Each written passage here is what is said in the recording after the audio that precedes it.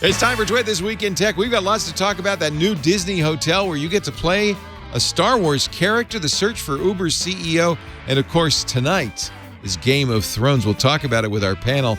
Devindra Hardawar is I Love Devindra from Engadget. He's a total geek. We've got Georgia Dow from imore.com and the return of Jill Duffy from PC Magazine. Plus Leo will wear a daisy hat. It's all coming up next on Twit. Netcasts you love. From people you trust. This is Twit. Bandwidth for This Week in Tech is provided by CacheFly at CacheFly.com.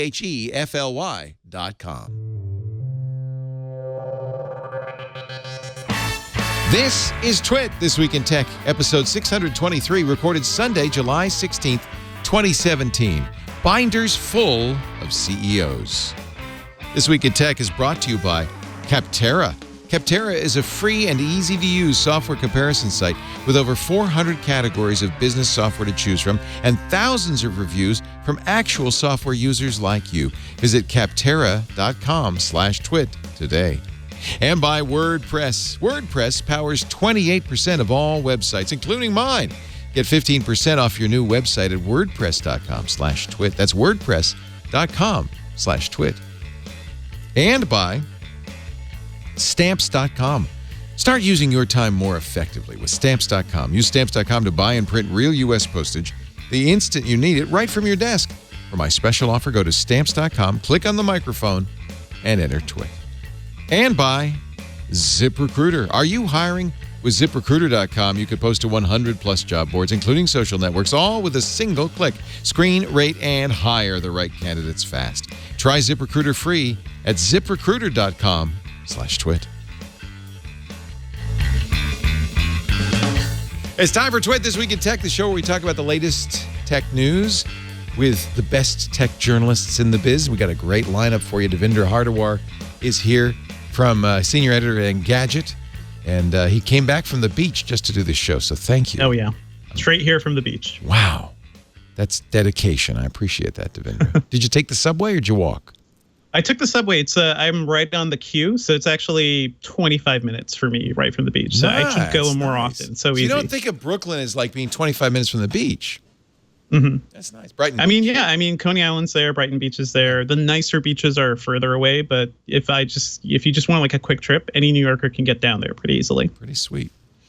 Also, glad to have Georgia Dow back in a new environs because I didn't realize you had a rustic home. I thought you lived in a white box for most of the time I've known you. Exactly. Like this is my other area of basement, which is kind of, yeah, you can see. She's in the basement. It's like buying a bigger home because they need more room for VR? That could be true. My kids are also growing, so I have that as well. But you can't keep them in the closet One of the anymore. things we've already told the real estate agent who knows nothing about VR is we need two 15 by 15 foot rooms. And her mind is reeling. She's, what the hell are they up to? imore.com, of course, and Georgia is also a psychotherapist who does really great videos at anxiety-videos.com. And we'll talk about those a little bit more later on. And we're really glad to welcome back somebody we haven't seen in a while. Jill Duffy of PC Magazine is here. Hi, Jill. Hi, how are you? It's not completely my fault. I'm great. You were living in India, Chennai, for the last 2 years, but you're back. That's right. Yeah. So I'm in the Bay Area for a month just to kind of chill out. And then I'll be headed over to the East Coast for a couple of months. And then Bucharest. Wow. Yeah. Wow. I love Budapest. Is that near Bucharest? Not especially close. Oh. No. Same country. So. But you know what? It's no, different country. Bucharest is in Romania. Romania. Are you Romanian? Yeah. Is that why you're... She's Polish, so she knows. Somebody in the audience is saying she went like this.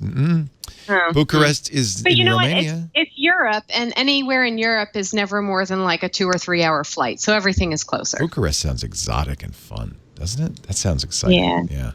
Well, welcome back, and I'm so glad we could get you on. Devindra offers us our first story of the week. I didn't even know about this.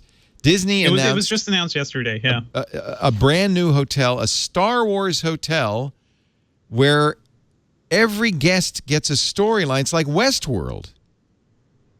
This is going to be where, in L.A.? It sounds like the Orlando, so at Disney World, but it's going to be part of the new Star Wars lands that they're building, Galaxy's Edge. And that whole thing is going to be a real interactive thing as well. But this hotel sounds insane. Like, as soon as you get there, you could get costumes. You'll get a custom storyline. It'll follow you throughout your entire trip there. You look out a window, you'll be looking at space. The windows don't show the actual place. They show space. Wow. Yeah, just like Westworld, I guess. But yeah, I think the idea is that you're basically on a starship leaving Earth with everyone, in the hotel with you. Disney, of course, owns the Star Wars franchise, and they've opened big Star Wars amusements in their parks, or about to. That's what's coming, right? Yeah. So the Galaxy's Edge is the Star Wars lands. They're going to have all sorts of different rides, and they gave us more of a taste of it at D23, their expo in Anaheim. And it's interesting too that they talked about this, ahead of Comic-Con. Kind of shows that the lessening impact of a big event like Comic-Con when Disney could just announce it themselves. This would be a natural. Isn't that always the way it is, though? There was Comdex, and then people said, we don't need a Comdex. And then there was CES. Now we don't need CES. Apple used to have all these conventions. Now they do it all themselves. Well, if you're a big company, if you're Disney with a big story, you don't need to do this at a convention. You don't want to do it at a convention. You want to do it where you're going to own all the press. Definitely. Control the story completely, from start to finish. Yeah.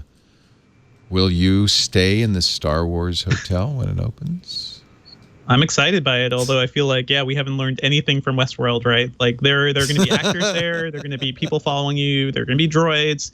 And, it's only, eventually we'll have, intelligent robots at hotels like this and experiences like this. So we're kind of getting there, I guess, starting with this thing. What could possibly go wrong? I mean, isn't it basically a murder mystery cruise? Only you don't have to be on a boat? Exactly. Yeah. We're just going all the way there. I'm all in. This sounds great. The problem with a murder mystery cruise on a boat is you can't get off the boat. But then you can. You can get off the boat. Very defined, but then you're right? the murderer. Everybody's with you for the same amount of time. So at least you have a narrative arc that's going to hold together. Whereas if you have guests checking in at different times, you've got to somehow manage that, right? Yeah.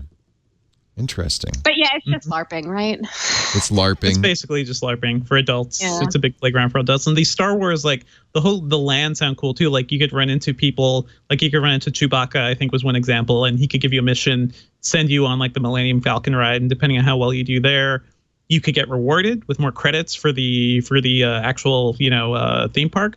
You could get yelled at, and I think they can even send bounty hunters after you, chasing you throughout the theme park, which sounds really awesome. Sounds amazing. Yeah. I think that some people may get too enthused with this. That's my only worry, is that some people are going to get too excited and ruin it for everyone else. So you have to go soon. Star Wars guy will be there with his laser. Like all those adult fights that break out at Chuck E. Cheese's. Really? Right? People's, Is that This true? is like a big thing. Yeah. This is like a big thing that happens is the Chuck E. Cheese's crowd, the parents are just kind of notoriously get into these blowout fights. Oh, you got to watch some YouTube videos sometime. It's mostly because they're depressed that they're at Chuck E. Cheese, I would expect. Yeah. No, Listening to there's animatronics getting singing. tickets, some child's taking tickets, and it becomes I think territorial. it's Five Nights at Freddy's or something. Wow, that sounds like a nightmare showdown at Chuck E. Cheese. Let's talk about some serious tech news. Kara Swisher has an article in Recode. As you know, they're looking for a new CEO at Uber with Travis Kalanick stepping down, and everybody has been suggesting names. So Kara decided she'd check and call Sheryl Sandberg, COO. No, sources say she's quite happy with her current position. And frankly, who would really want to be CEO at Uber? Susan Wojcicki, who's running YouTube. Happy, loving her job, also very rich. Sources said Wojcicki's not keen on playing cleanup for a lot of naughty tech boys. How about Disney COO Tom Staggs or former Ford CEO Alan Mulally? She says, no, Staggs doesn't want to move or wade into the muck. Mulally told me flatly on the record he has no interest and is very happy with his board seats. Wow, it just goes on and on. Monica Lee, the head of Thrive Global. Zero interest. Oh, this is from Monica Lee, who's the comms director, talking about Arianna Huffington. Arianna, I'll say it in Ariana's voice, has zero interest in this whole role. And in fact, as a chair, I shouldn't do that. You work with her, don't you, at AOL, Devindra? I'm sorry. As fact, as the chair of the board search committee, is fully engaged in finding the best CEO for Uber. So she's busy. What about Marissa Mayer? She's used to trying to save a failing company, I guess. Yeah. I think that she's already been bitten by that one, though. Yeah, maybe. Yes. Multiple sources. I would assume she's like, nah. Multiple sources say no. Marissa has zero background in complex real-world logistics. That's what Uber would require. A leadership record at Yahoo that's questionable. Anyway, who is going to be? The game continues. Who is going to be the CEO? Who would want that job? I think it's probably high risk, high reward, though, right? If you did well, you'd make some money. It would just be funny if this role just stayed open for so long, because it's like it's nuclear, right? It's radioactive. You don't want to touch this because you could potentially save the company, but who really wants to jump into that mess too? Like, how do you save a culture that's flawed fundamentally? You'd have to pick someone that was in a bigger mess to want to choose that as a risk, right? Like the problem is they chose people that were doing really well in their careers. Why would you risk that when you're doing really well for all of this bad press and negativity that you'd have to clean up? So you'd have to pick someone that was either really into huge risk for fun, which is a really small pool of people, or someone that's just doing worse and wants to, make a break. According to the New York Times, the applications are flooding in. Mike Isaac writes, Uber offers a thankless job and the applications flood in because, it's a company in 80 countries, is multi-billion-dollar evaluation, 50,000 employees. It's an opportunity if you can turn it around. He doesn't say who's applying. It's Bob from the corner store. Well, it's kind of funny that you could even apply for a CEO job. It's kind of interesting, right? Who do you call? And what does the application look like? That almost sounds like counter messaging. Yeah. To like you leak the story like, oh no, we're not having trouble. Oh, we're flooded with applications. Yeah, we got tons of CEOs. We got binders full of CEO applications, guys. So binders. Yeah, that would be the counter message I would want to send out. You nailed it. So Game of Thrones is tonight. Yeah, I have my shirt. Let me see. What does it say? Winter is coming. Winter's here, baby. Yeah. Oh, are you the one with dragons? Yeah, of course. Yeah. So I watched the last episode of last season just to remember. I've forgotten everything. I watched the entire last season and I forgot most of it. It's been so long. She did what? He did what? So, but now I'm caught up. I'm ready. Be exciting tonight. So the question asked in the New York Times, as Game of Thrones returns, is sharing your HBO password okay? Well, I think there's only one password, right? Like, aren't we all just sharing it around? Jill. So that's great. Jill, why would you want to buy HBO, a cable subscription? You're only going to be here for a little while. But if you turn on some VPN and whatnot, you can stream all kinds of good American TV no matter where you are in the world. Good point. Is that how you did it in India? Were you able to watch all this stuff in India? Yeah, some really interesting stuff happened with VPN, though, in the time that I was there. So a bunch of services would start to recognize if you had VPN on and cut you off. And banks are really good at that, too, because they've got to be careful of suspicious activity, even if you have a VPN on. So they would also notice that you had it on and ask for two-factor authentication or say that you had to call the bank. So it was the content providers that were trying to block the VPN providers. But then the VPN services said, we're going to come up with a new mode. The service that I use came up with what they call chameleon mode that says the other party can't detect that you're using a What do you mean? VPN. I'm in Indianapolis. What do you mean? I'm not in Chennai. Right. I'm in Indianapolis. What do you So it's like everybody's just coming at it from a different angle, which I think is great for the technology because it's pushing people to do new things and figure out new ways of providing this service. Right. And it's forcing the content providers to realize that they have people sometimes all around the world who are legitimate customers and do want to continue consuming content or, managing their online finances. So it's been really interesting to have to follow it much more closely than before. So if you're in Chennai, what do you watch? What do you want? Netflix? What do you want? I've watched all of Netflix. I got to the end. I do keep up with Game of Thrones. I love Game of Thrones. And something that I thought was interesting about this show is they're changing it to 90 minutes this season. Somebody just Game of Thrones is going to be 90 minutes? It's going to be long. Is it just the premiere? Because that's sometimes they just do that for the special all of the episodes are going to be longer. Wow. Amazing. So I think there goes my Sunday night. 8. That explains why they're starting at 9, because they need to start early for... so they say that they can't fit the amount of storyline that's going into each episode can't really be jammed into 60 minutes, they're saying. So they're going to stretch it out to 90, which I think is great because... I'm just looking up here. It's the finale that's going to be 90 minutes, but that's still pretty crazy. So the other episodes are going to be 60? I assume so. Because this is a really expensive show for HBO, so they can't just all of a sudden make it super long. But yeah, the finale... And this, I think they're splitting this season 2, right? Like we're going to have another half of the season or something. Oh, I hate it when they do that. Yeah. Oh, because then I have to wait again and try to figure out what's going on. And really, truthfully, if I could, I would just hold off. I have no impulse control, but I would hold off and binge watch the whole thing at the end. But you can't do that because you're on the internet all the time. Spoilers. Yeah. Someone will it's spoil impossible. it for you. You can't do that. You can't. Then you have to stay off every single set of social media. Mm-hmm. Yeah. So I have to make sure I watch it the same day of. You do. If not, Lisa doesn't understand. Or I say, no, I have to watch Silicon Valley tonight. No, you can watch it tomorrow. No, I have to watch it tonight because then everybody will be talking about it in the morning. At least we geeks have some water cooler conversations. There are some shared experiences that the rest of the country lacks, right? They're all watching different stuff. But we geeks, we know what we have to watch. So it's they've crazy, actually... especially with something like Twin Peaks, like... The water cool conversations around all that. The new season has been crazy too. Mostly it's like, what the hell happened? Yeah. Yep. Do you understand it? No, do you? No, I don't understand it. Who's the woman and the log and the thing and the... Oh, man. There was the last one that they just ended with, or 2 episodes ago, was one of the most astounding things I've ever seen on television. Don't tell me. You can't really figure it out. I'm going to binge watch it. Yeah. And so little things come in over the transom and I go, no. So they've exceeded. Game of Thrones has gone beyond the books now, right? Or no? Yes. This will be beyond the books this season.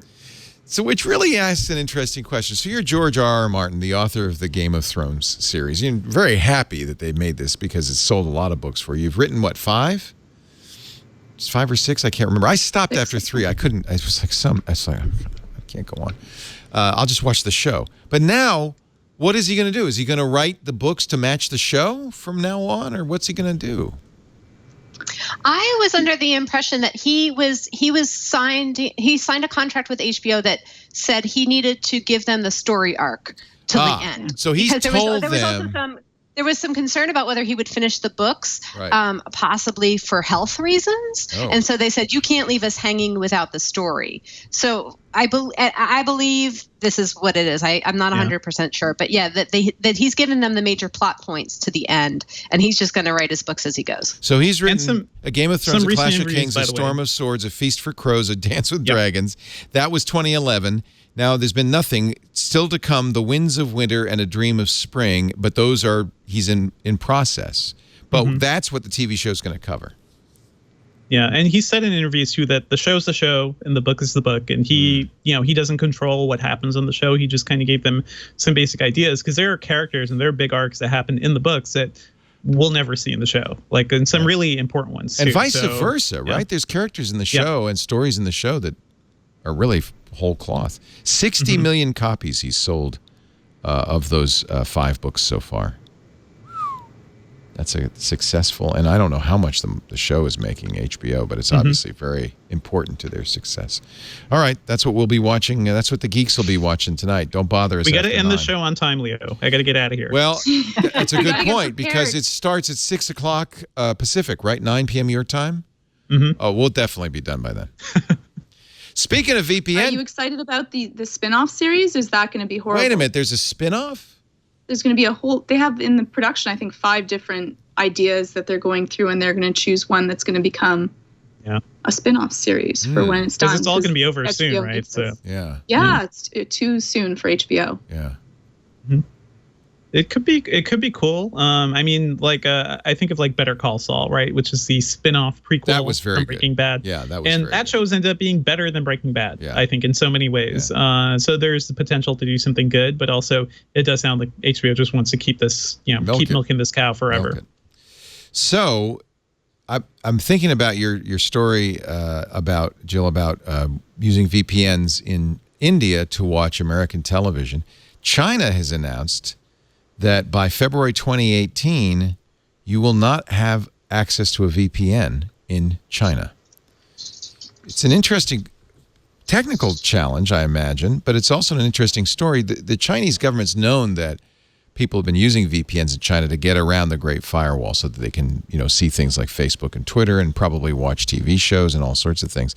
And I was always told, even, 5 or 6 years ago, that the government knew it, but they weren't worried so much about the elites using VPNs. They were worried about the mass of the population finding out what was going on in the world outside.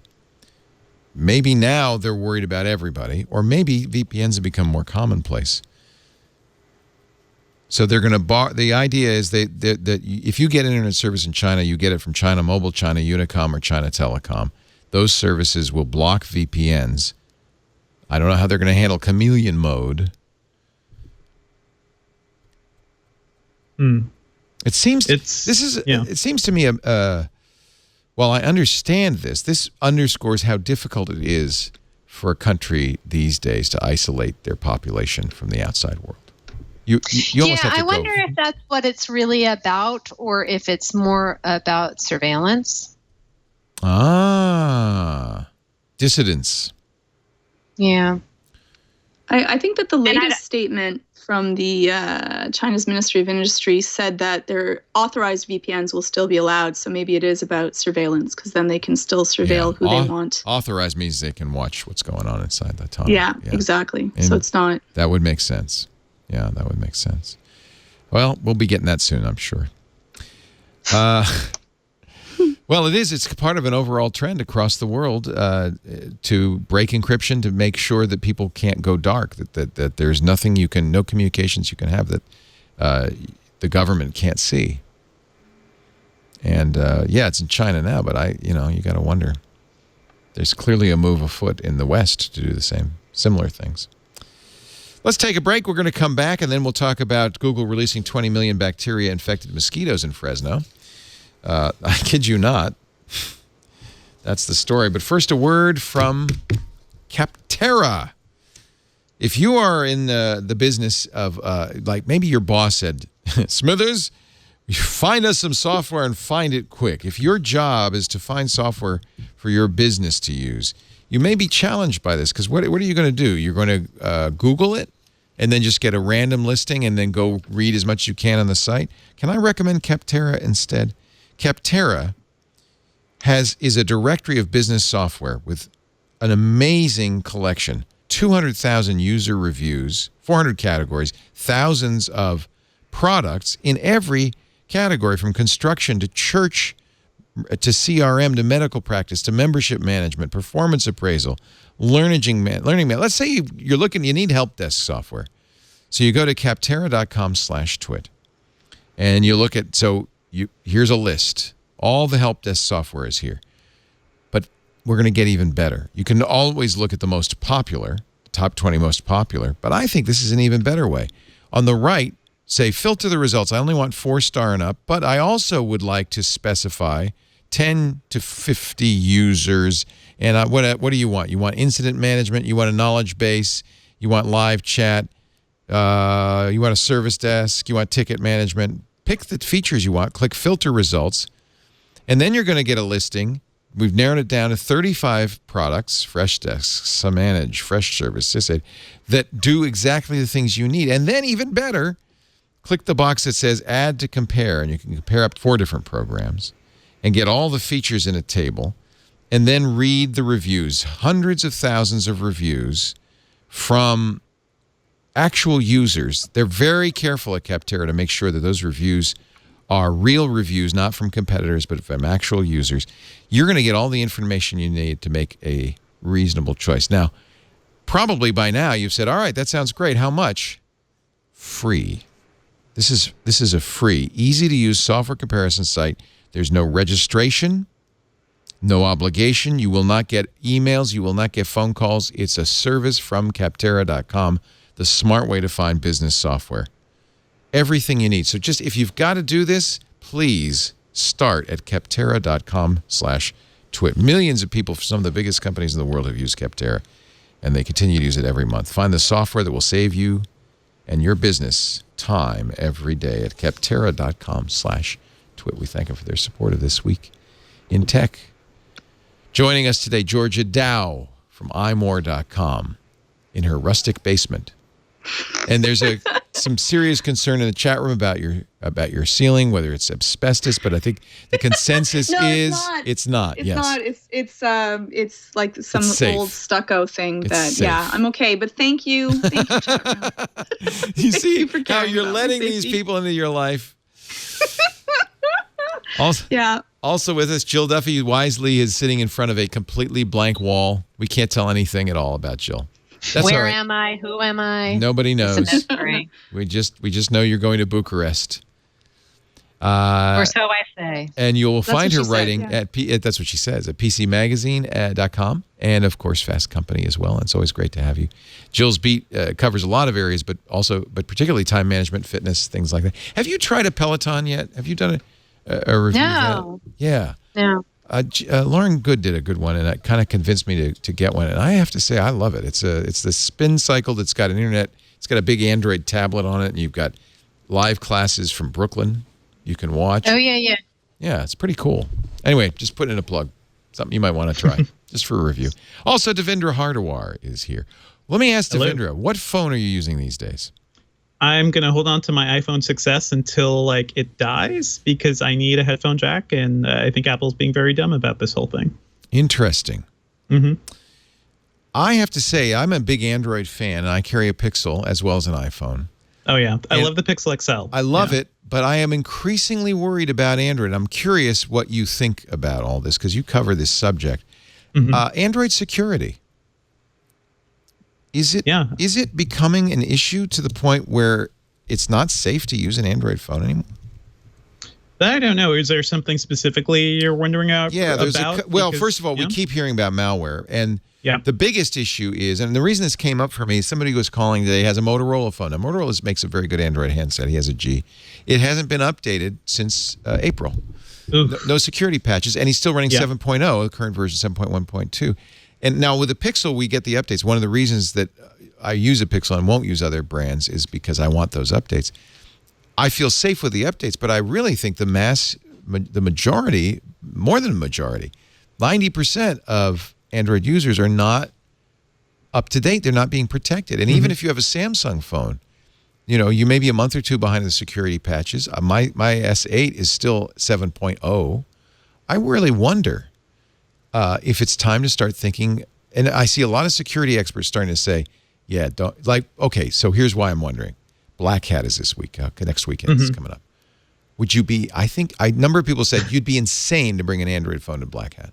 I wouldn't bring anything to Black Hat. I mean, I wouldn't bring anything with the radio turned on. I'd bring a tiny little dumb phone or something, but you got to be really careful about anything. But yeah, I think the fear is warranted, and we've been talking about Android updates for so long, and the manufacturers have had so long to kind of speed up their update cycles. And I think even Google's brought this up to companies.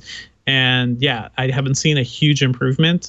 Maybe if things get worse, things have to get worse before they get better. So there will probably have to be some sort of big malware attack that affects, millions of phones before they actually step up their game. But I think the problem is, even if that happens, Google doesn't have the means with which to update most of these Android phones. They don't. Yeah. All they can do is Please, try to set rules moving forward. Yeah. When you were in India, I'm sure, Jill, did you bring a phone to India?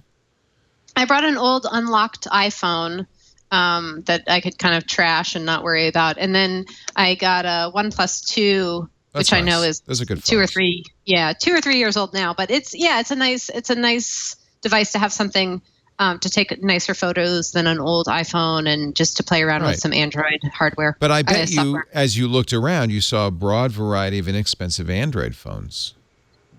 Not so many iPhones. So here's the thing. People ask me that a lot about what did I see in India. And India is just a strange place because people who have money, at least in South India, tend to be very private. So you don't interact very much with people on the street. It's just a very different culture. And then people who have inexpensive phones, you're often talking about flip phones. And especially among the very poor people, something we forget about in the U.S. is that I think somewhere around 24% of Indians' population is illiterate. So what good is a smartphone if you can't read or write? Oh, wow. Right? Yeah. So the flip phone still makes sense in a lot of places where, or when you're communicating with a lot of different people in different languages, right? Like maybe you can speak them, but you can't write all of them. So there are a variety of reasons why there's no one phone that stood out to me. A lot of people had OnePluses, I guess. People definitely had more non-iPhone phones than iPhone phones, but there was no one phone that stood out to me. There was no one trend that stood out to me. There's such a huge variety of different people, different socioeconomic groups, different languages, different literacy levels, that there's just no uniformity whatsoever. That's interesting. Yeah, I mean, they have very strong tariffs. So unless you make a phone in India, it's hard to get it into the country. And I think OnePlus does. And Apple's Foxconn has said they're building an Indian plant. Yeah, I think that's the plan, is that they're going to start manufacturing some iPhones in India. I'm not sure of the details. Yeah. So, but yeah, I think that this is the heterogeneity of it, and the fact that you've got a lot of inexpensive Android phones, particularly in areas where people can't afford more expensive phones, is a big cause for concern when we talk about Android security. And there's issues we've been talking about on security now. There's issues like with, for instance, Facebook has this, those chat heads, right? Those bubbles that come up. You don't get them on the iPhone because Apple won't let you do that kind of thing. You can't modify the user interface. But on Android, when somebody chats with you on Messenger, their head pops up in a little bubble. You can move around, or you can tap on to open the message. And it's a kind of neat notification, except it relies on a feature in Android devices, the ability to write on top of existing applications, that is a massive security problem. It allows people to fake websites and fake forms, and to get the data from a form. You might be on what you think is your bank's app, but instead you've got a chat head-like technology putting the form there, and you're filling it in and sending it to the hacker. And Google's kind of between a rock and a hard place. They would like to turn this write-over feature off, but they've said it's not a bug, it's not a flaw, because so many apps use it, particularly the Big Blue app, the most important app on most phones. They can't turn it off. So there's some significant problems, I think, with Android, and I don't think Google's really addressing these issues. And I think you're right, Devindra. I think what's going to happen is, at some point, there's going to have to be a big mess. It's kind of a shame. I mean, I've been thinking about IT cybersecurity too, especially after all these ransomware attacks. And I just did a piece in Engadget as well, just like what could we do about this? I spent several years working in IT as well, and I get that mentality that you can only update so much. You can't update to the newest operating system all the time because of legacy support, or your institution isn't going to give you enough funding to do all the upgrades you need to do. And there are possibilities, like a lot of people are just waiting for like one big attack to happen to make all the companies kind of wake up and invest more in cybersecurity, and to make governments pay more attention to. Some people think regulation is probably the better answer, and that may be more of where we need to go if you think about cybersecurity in the vein of something like seatbelts, and security for cars. When seatbelts were when they were first being discussed, a lot of car companies, especially Ford, I think, really fought against it as something that would like hurt innovation in cars and hurt consumer choice. And it's seatbelts. They save lives. So if companies can't even agree about that, like I wonder what it would take for cybersecurity to really happen. Well, and I wonder if a government can make a regulation that makes any sense at all, and it has any value. Well, the seatbelt thing did happen, right? They started a commission, a automotive safety commission. They fought for it, and it took a while, but now it's a standard thing. We kind of take it for granted. And it saved millions of lives, or at least hundreds of thousands of lives. Yeah. The problem with the government regulating, though, would be that the government would say, listen, we also then want you to give us the keys. Right. Yep. And we already know that doesn't work out well. Right. And so then that becomes a really difficult issue, because I can understand why governments would want that. But it just then leaves us still in an insecure place. And if you have a great government, that sounds wonderful, but anyone can have, governments change. Yeah. We're in a really weird spot around cybersecurity in general. And I just think, like, when WannaCry happened, the NHS was attacked and things were shut down and hospitals had trouble even functioning. Like, an attack that at that point, human lives are at risk as well. I wonder how much further it could go. You mentioned in your article that New York has cybersecurity regulations. Yeah. For financial companies, for like big financial institutions, and a lot of people fought against that too. But we don't know what the result of that is. We don't know how much that's going to protect these companies, but certainly better than nothing, I'd say. Just making sure that's just about accountability. That's like somebody in your company is a cybersecurity, czar. They're the person in charge of making sure you're following all these rules and making sure you're actually following cybersecurity rules and doing all the updates and things like that, and actually logging potential risks as well. And accountability, that's a good start, at least, rather than forcing pure regulations on people. Henry Ford II, who was the CEO of Ford in the 60s when the seatbelt laws were proposed, said, we're going to have to shut down if they make this a law. We're going to have to go out of business. So you could see the intense pressure, even on something as sensible as a seatbelt law. You mentioned one of the things in New York State, for instance, would be you'd have to disclose if there's a breach. A lot of breaches are happening that aren't disclosed, particularly in financial institutions that aren't disclosed. Requirement to disclose. Somebody in the chat room saying, couldn't you have a regulation that said if you sell an Android device in the United States, you have to have Google's monthly security patch within 30 days of the patch's release, something like that? Could you do that? That would be effective or better than nothing. That I don't know. Go ahead. I think that when we talk about accountability, it would have to be financially being accountable. So if you could sue a company because they let this much software out and it became some sort of a big fine, then companies would really listen. I don't think that if we're hoping that out of the kindness of their hearts, people are going to choose to make sure that their phones are really safe.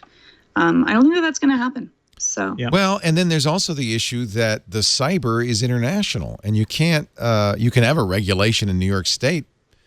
You can have a regulation in the United States, but you can't prevent every, other countries from offering services. And this is part of the problem. Actually, it's one of the good things about the encryption debate is the U.S. can block encryption. It doesn't going to, in any sense, eliminate encryption's availability.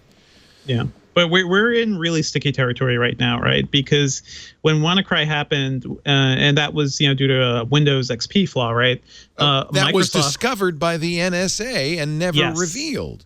And it was stolen from the NSA, and hackers stole it and deployed it and used it as a weapon. That's really sticky territory then. Taxpayers whose fault is paid for the development of this exploit. Pretty much, yeah. And then got exploited by it. Yep. Yeah, so maybe we start there. Although it's hard to, this is also challenging. And there has been for years a process that I don't think has ever really been fully used for revealing these flaws, and all the players come to the table and have to justify, we found this flaw, but we have to justify keeping it a secret. Mm-hmm. But there is certainly incentive to do that because you can use that now to capture a terrorist. That's valuable. At the same time, they have to assess, well, if for instance, there's actually a whole set of criteria on this that's kind of interesting. Let me see if I can find it. But things like, well, if this flaw were discovered or released, how bad would it be? How widespread would the problem be? Things like that, where they have to assess that and say, well, maybe you have to balance capturing a terrorist versus bringing the nation's infrastructure to its needs and to its needs. And a lot of these things may not even be as concrete as capturing a terrorist, right? Government told these exploits to just use them against the competition, use them against their rivals or even sometimes allies.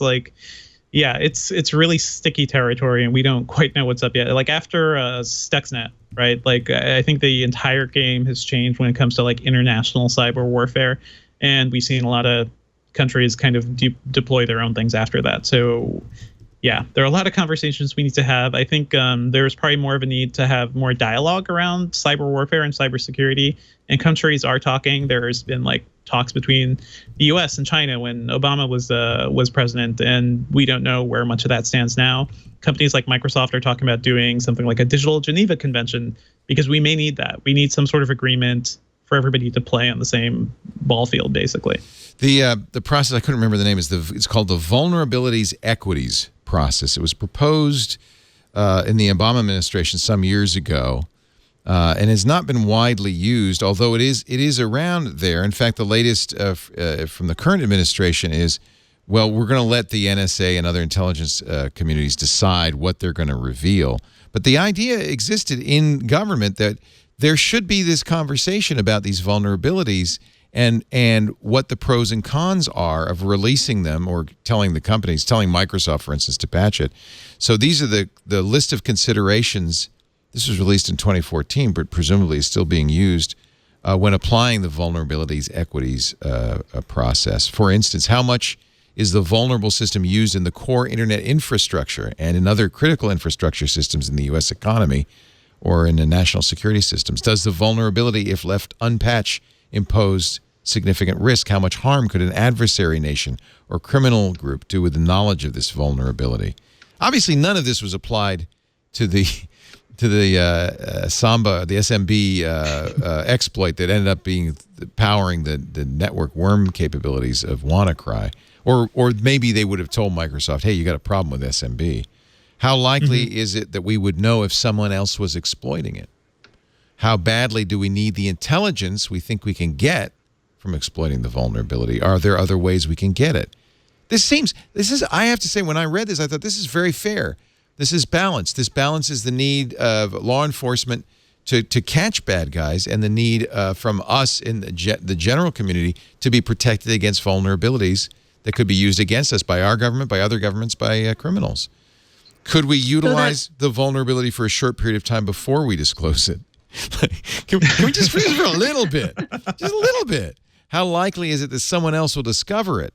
Can it be patched or otherwise mitigated? These are, I think, very appropriate questions. Mm-hmm. It assumes, though, that the people that are making these rules and assessing this have enough technological knowledge to be able to really properly assess that. Well, the idea was, and I don't know if it's still going on, but the idea was you bring in a committee, a panel of experts coming from law enforcement and security experts, people like Bruce Schneier, so that you get all the voices heard. You're exactly right. You have to have all that information to make that decision. My sense is it's not widely used. I mean, they put this in place, but I don't know if they use it. And clearly the NSA has been hoarding, and the CIA, hoarding all sorts of exploits that have a huge impact once they were leaked. And these days, these exploits are as valuable as having a stockpile of nuclear weapons. That's what I think. You can do a lot with them. Yeah. In a lot of ways, much more so, because there's not the same type of fallout. You're not going to get the same negative press, and you can get much more information and control full systems of government through this. Mm-hmm.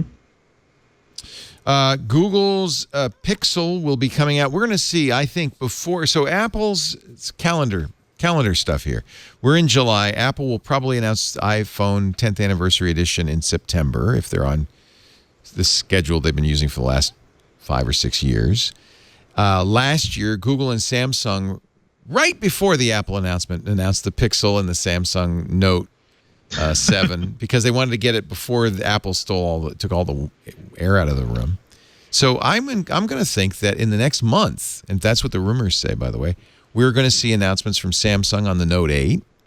Probably, I think, August 23rd, you guys said, I think in Gadget, it was going to be August 23rd. And the 2017 Pixel, which we're already seeing some strong rumors. This is an image from Android Police that they say is an accurate we're highly confident is an accurate representation of Google's 2017 flagship phone. This is the Taimen device. There are at least 2 Pixel phones coming. All I want is them to get rid of that stupid glass thing from the back. Yeah, it looks like they're not. It's smaller, though. There it is on the right. But and the fingerprint reader's right below it. That's for antennas, right, Devindra? I think so. But it's also, we've solved this problem, or a lot of other manufacturers have. So I don't quite understand, the need for this. But I really like the Pixel phones. The Pixel XL is my go-to international Android phone, and it's held up. So having a version that's a little less bezel around the front, that's very nice. And the story was it was rushed and it wasn't really ready to go and it wasn't waterproof and didn't have wireless. There were things missing that they would presumably add. This is like everybody else's new phones, is going to be almost bezel-less design. Is going to go edge to edge. LG is supposedly going to make it, which is good news because they do. The LG G6 is a very nice device. It looks like a single camera, though, not the twin cameras you see on the G6 and the iPhone 7 Plus. Although the Pixel cameras are very good. Don't know what pricing will be. Now, there are other phones. For instance, Andy Rubin's Essential. In fact, there was some news with Essential, which had Andy Rubin had promised at the Recode conference that we would see his Essential phone by in 30 days, and that was in June, and we haven't seen it. And now the newly hired chief marketing officer at Essential is gone, just quit. Maybe trouble at Essential? Yeah, I mean, that whole thing always felt a little like vaporware to me, and I don't understand why Andy Rubin's big solution to smartphones is to build another smartphone that looks very similar to all the others. So, yeah, it's tough. Yeah. I put in a pre-order, but I haven't heard anything for them. USA Today says Sprint will be the one carrier they'll get, and that's not good news because that means very few people will know about this phone. If it's not in the carrier stores, nobody hears about it. It's also a bezel-to-bezel, an edge-to-edge bezel-less phone with a little notch cut out for the camera, the front camera, which is a little weird, but hey, there you go. All right, we're going to get to iPhone 7 rumors since nobody's got excited about the Pixel rumors. But George is all excited about the iPhone, including this rumor that it will have a mirrored case or a mirrored finish, one of the 4 colors available. What do you think? That does look beautiful. I like it. I could use it to put on lip gloss. It'll bother me to have fingerprints all over it, so I'll be cleaning it all the time. Now I have to worry, do I get a case? Do I not get a case? Yeah, I like it. I think it looks great. Rumored that we'll have a faster, I think this is no surprise, A11 processor, some form of wireless charging, and of course at least one of these will have an OLED screen. Apple's been buying all the OLED screens it could find, and because of this, OLED screen may not have a fingerprint reader. They may be abandoning the fingerprint reader in favor of face recognition / iris recognition. And I'm sorry, Devindra, I don't think there's going to be a headphone jack on this one. Yeah, it's terribly sad too, because if you go back to why they dropped the headphone jack with the iPhone 7 was to make more room for 3D Touch, right? To have a slightly bigger 3D Touch module in there. They haven't done anything with that. It just feels like we lost a key feature for no real reason. It's terrible. It's sad. If Samsung can put a headphone jack in the S8 and the S8 Plus, and Apple can, I don't know. Yeah, unfortunately, we're not probably getting back the headphone jack. I was with you though. I did miss it. The iPhone 7 is the best-selling iPhone ever. Everybody said, "Oh, we don't need that." I mean, I think a lot of people just upgrade too, but it's less of a. I'm sure it's less of a problem to some people, just on a fundamental level, the person in me, the tech, helper in me who wants to defend consumer rights and stuff. Losing that seems like a big deal, and I'm using the Beats X most of the time with my iPhone, so I've actually pretty much gone wireless, but I have nice headphones. I'd like to be able to plug them in without another extra dongle for no reason. That's really the big problem. I also don't think that Apple has solved the issues Bluetooth still has. Bluetooth. Yeah. I'm using AirPods with an iPhone 7 Plus. That should be the perfect solution, right? It randomly switches from the AirPods to the phone. It disconnects. Every person goes silent. I don't make many phone calls, and I have so many problems with this. I feel like they haven't fixed the Bluetooth thing. It's just, I rarely can do a phone call with my AirPods and my iPhone. I've noticed that with the Beats X too. Like sometimes I'll accept a call and it'll go straight to the Beats X. If I make a call, sometimes I have to choose it manually, and I don't understand the logic between doing that. Yeah. Somebody's in the chat room says, "Oh, Devindra, there is a headphone jack. You just have to use an adapter." Yeah, I don't think that's just an adapter. It's just another dongle. Well, if you think about like other ways that Apple has taken away sort of standard features, right? So do you remember when the iPhone first switched to that Lightning? Is it called the Lightning plug? Right? And everybody was like, "Why wouldn't you just make it micro USB? Just be like everybody else." Or they started taking away the Ethernet ports on the MacBooks. Everybody was like, "Why would you? I don't want to have to buy a $30 connector piece." But Apple has kind of staked its claim, or put its flag down and said, we're going to do things our way. We're going to have proprietary pieces on our technology, and that's what we're going to do. And people continue to buy the devices, so why should they? There's no incentive to change. Right? Yeah. Exactly. Although I mean that's go ahead, Leo. It's my contention that that's actually bad for Apple. And you've seen this happen before. When you have a fabulously successful product at a company and the company makes tons of money on it, what that ends up doing is hurting the company because there's no pressure at all to innovate, to improve, and they end up coasting downhill. And I'm absolutely convinced that's what's happened to Apple. The iPhone was too successful. It was bad for Apple. Well, we need, I think especially what happens at this point where it's like they've innovated, they've done so well. This is the point where you kind of need to step back and do something completely different. I don't think the Apple Watch was that. And my bigger worry is Apple betting on big features that nobody really cares about and that it doesn't even really fully support. Look at the touch bar. 3D touch. Or 3D the touch. Bar. Yeah. The touch bar. These are gimmicks. They're gimmicks. Yeah, nobody I know really likes that. 3D Touch I wanted to love so much. Apple itself killed that by not giving developers enough access to it. So it's like, make up your mind. If you're really going to invest in these features, let us do more with it. Let developers show them off in new ways. It took a year for 3D Touch to really be upgraded for devs. And then even then, they had to add better 3D Touch hardware to even enable some of these features, which left the earlier people in the dust. The argument that Apple tends to make these changes often, killing older connections, that's there. They've done that, and they've done that successfully. I don't know about this particular one. And you talk about the Lightning jack thing, right? They're stuck with the MacBook and the new MacBook Pros, which have USB-C connections for a long time. Those didn't have cables to even plug in, the iPhone 7. Plug in your iPhone.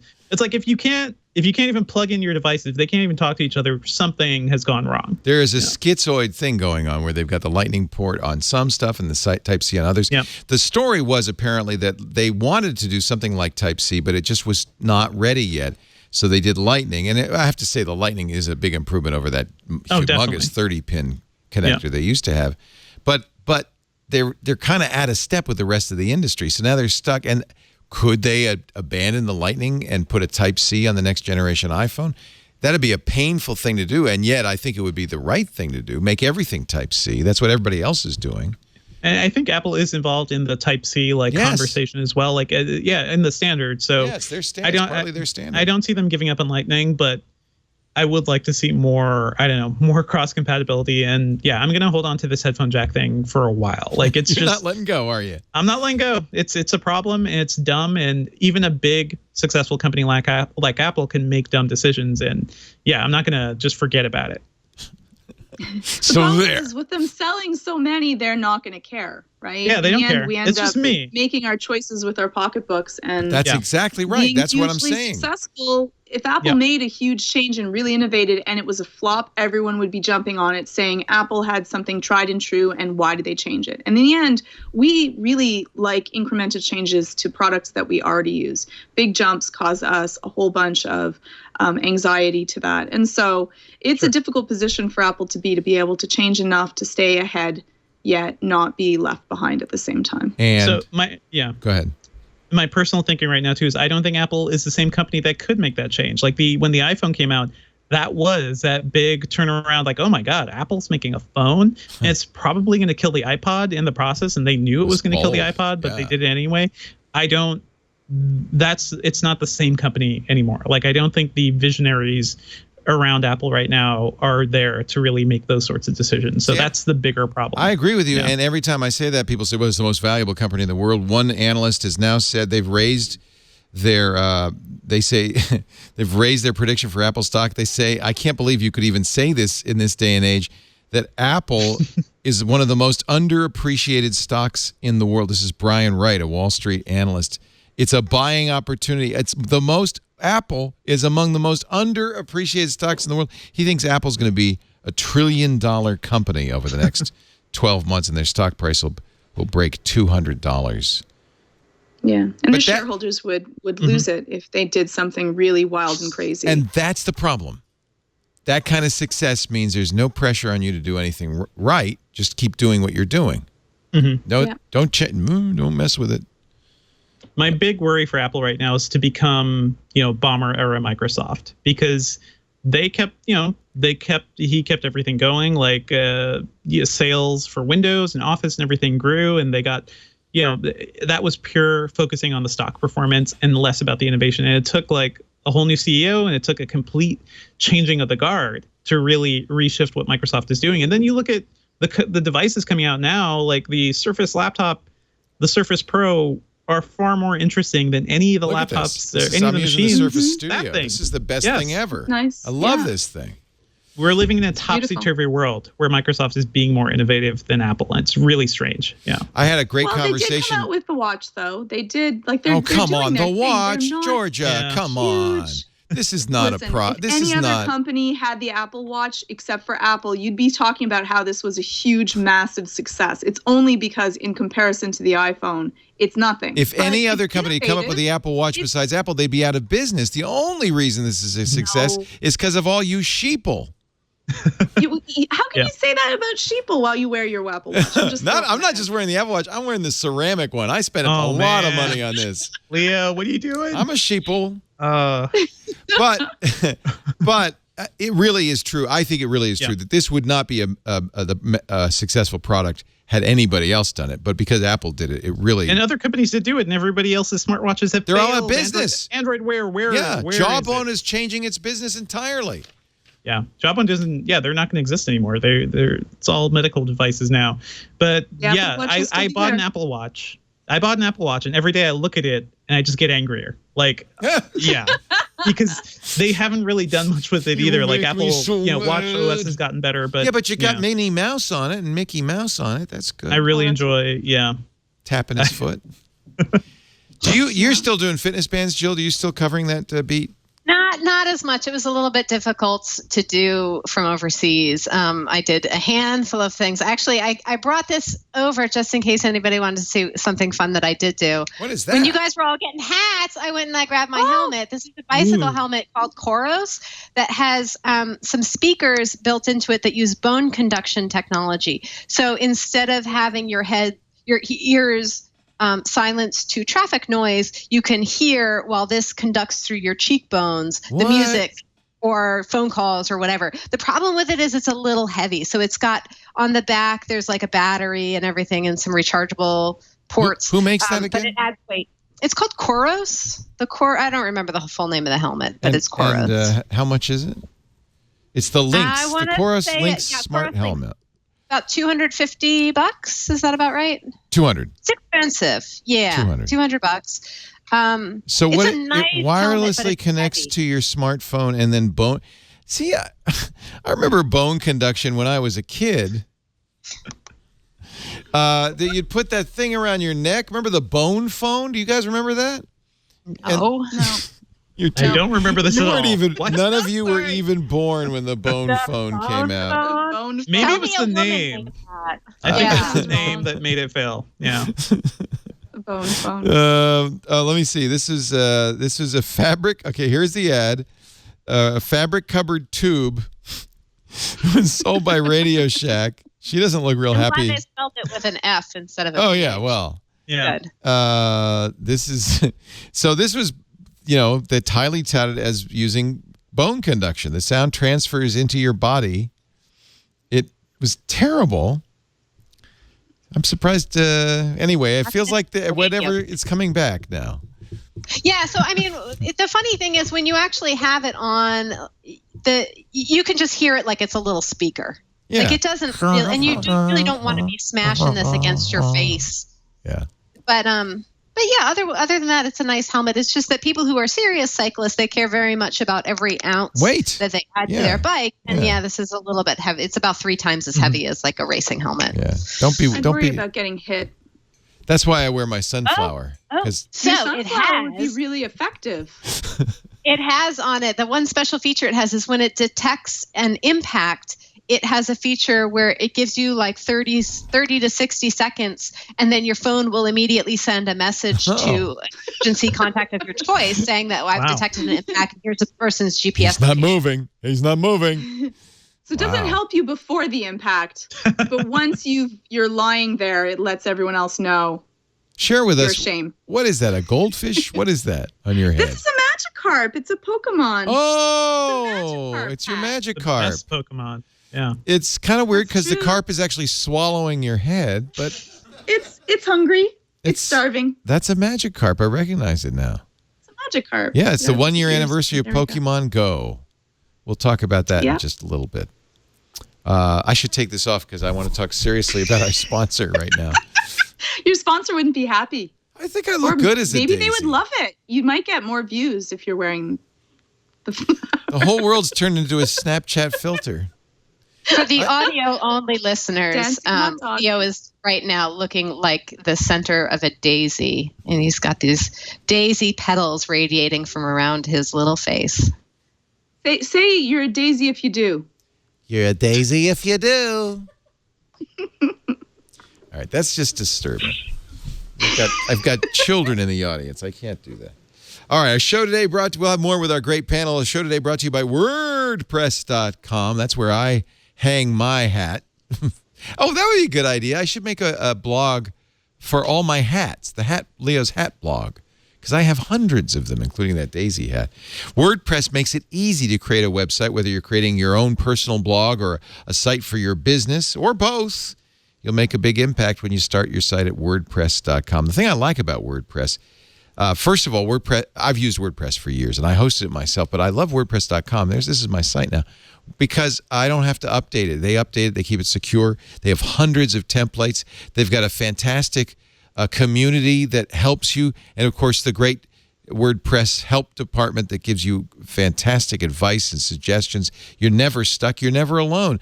And WordPress.com has a front page that drives traffic to your page. So you're part of a community. You've got all the power of WordPress, but they keep it up to date for you. They do all the engineering for you. So you get the WordPress hosting, the WordPress software, built-in search engine optimization, built-in social sharing, and a 24/7 support team that's the best in the world. You're part of a community. That's why 28% of all websites run on WordPress. 28% of all sites. Some of the biggest publications in the world run on WordPress. I love it. Now, I want you to try it. We've got a 15% discount for you when you go to WordPress.com/twit. Create your website, find the membership plan that's right for you, and 15% off when you check out on your brand new website at WordPress.com/twit. And if you want to visit my site and kind of see what I'm doing with WordPress, LeoLaporte.com. By the way, I love this. HTTPS, yep, it's automatic. They support all the best technologies. I have Google's AMP turned on. It's just a simple switch to just turn it on. So if you're looking on a mobile platform, my site loads super fast. I use it for my photography. I've got embedded slideshows in here from SmugMug. I just love it. WordPress.com/twit. So Google, this is an interesting thing Google plans to do. They want to release 20 million bacteria-infected mosquitoes in Fresno, but it's not what you think it is. This is from Verily.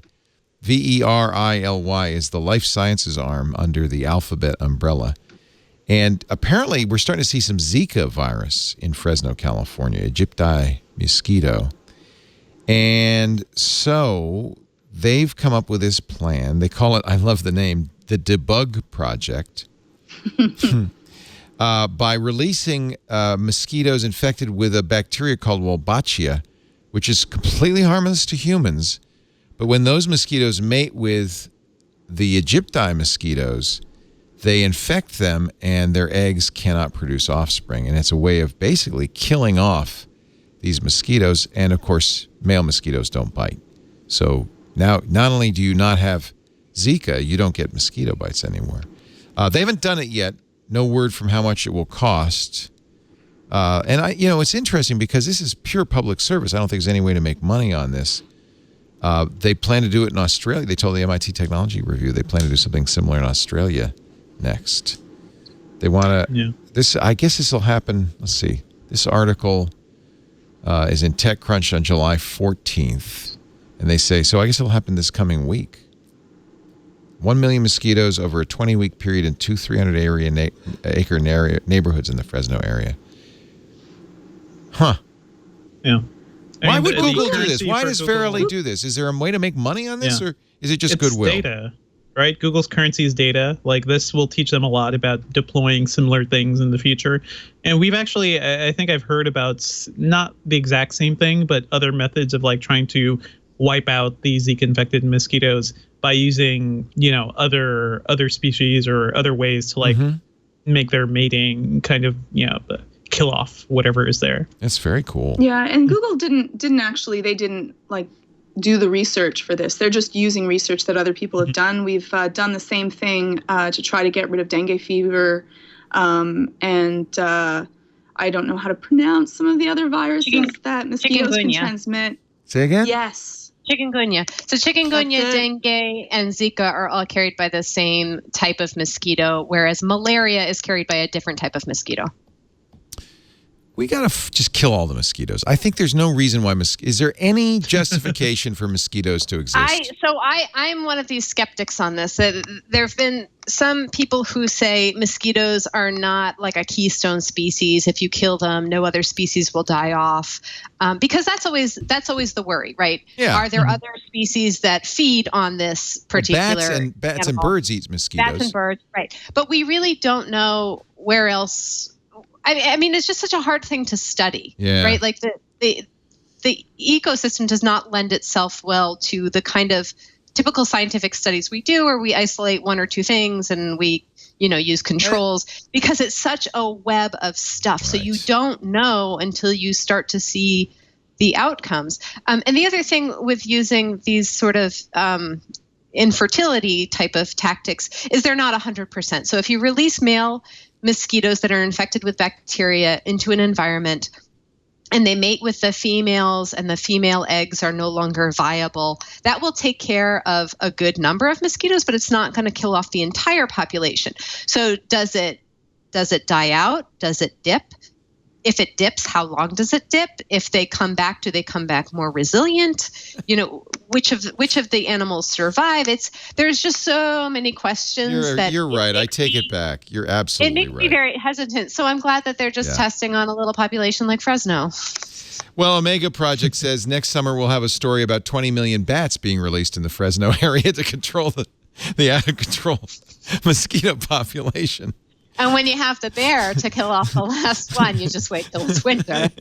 You're absolutely right. This is very human, this godlike thing. Oh, just get rid of mosquitoes. What good could they possibly be?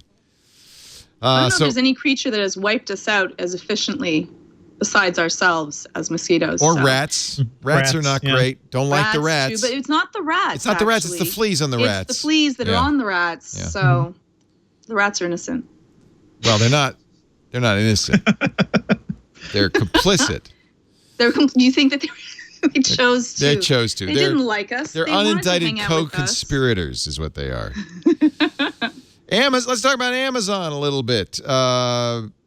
According to a story that came out this morning, The Verge had it and others had it. Amazon is reportedly working on a messaging app called Anytime. Obviously jumping on the ridiculous gap left by both Apple and Google. Apple's Messages, which is perfectly good, only works on Apple hardware. So that leaves out a lot of the world. And Google just can't seem to make up its mind on messaging in any reasonable way. They took SMS out of Hangouts for people except everybody using Google Fi. They have multiple messengers. No one knows what Google's strategy is. So I think Amazon's smart. Amazon clearly sees an opportunity. This is Anytime is a all-in-one feature-rich service that could rival social networks with a focus on messaging, voice and video calls, photo sharing. You can apply filters. Of course, you couldn't release a photo sharing app without filters. And this is an interesting quote from this graphic. This came from AFTV News. Everyone's on it. Reach all your friends just using their name. No numbers needed. I'm trying to read the tea leaves here between the lines because what I'd love to see Amazon do is release an SMS app that I could use for SMS messaging on an Android device. You're stuck, unfortunately, with Apple's messages on iOS. And then they say they'll do it on desktop, Android, iOS, so you could use it everywhere. But if they don't use phone numbers, it sounds like they won't support SMS. What do you think? How could they do that? They will have default encryption, strong encryption built in. They'll have... It is interesting that there has been no one successor in the text messaging and messaging space, because it's been around really since the beginning of the popularity of the internet, right? Like if you look at just even instant messaging. And I would say that the closest contender right now is probably Facebook Messenger, because it does eliminate that need for a specific phone number. You can look somebody up just by being friends with them. They have to be on Facebook. They have to be on Facebook, yes. But I think right now it is probably the leader that I've seen. Like WhatsApp has kind of died out a little bit, and some of the other ones that have been popular, like Line, and then there was Wicker, and there was all these different ones. I think Amazon's looking at Line and WeChat in China, because those are much more than just messaging. They're platforms. You can buy stuff. You can, you can. And I think Amazon is thinking, obviously Amazon's interest in this is that you could shop on it. So I think they're going to try to create a WeChat clone. But you've got to get in there first, right? So like the way that you get in with Apple users is that people have iPhones. Right. And we already talked in this episode about how successful the iPhone has been from a sales point of view. Yeah. And if you have people who are signed up to Facebook, well, then you have this automatic messaging system included. So, but what's going to be the way to get those Amazon users to start adopting this new app? I mean, it's not going to be just having an Amazon account, right? Because a lot of people don't use it on their mobile device, or they're not thinking about it as a communication tool. Whereas with an iPhone and Facebook, you're already thinking about it as a communication tool. Yeah. So what's going to be their inroad? What's going to be their hook? Yeah, I mean, Amazon does have quite a bit of a social graph. Like, they haven't really done much with it. What if you could call Echoes with it? Yeah. That could be a thing. Yeah. What if you could use your Echo to message? That would be nice. That would be super cool. Wasn't that already announced that was coming out as a feature? Echo to Echo calls? Echo to Echo is. But now I could have Anytime on my phone as my messaging app and message an Echo. You could call somebody's Echo like it was their landline. Also in this cell window, new ways to hang out. Share your location. Okay, everybody does that. Listen to music. Order food together. Split a bill. Chat with businesses. Get super service on your terms. Make reservations. Check on your orders. Even shop.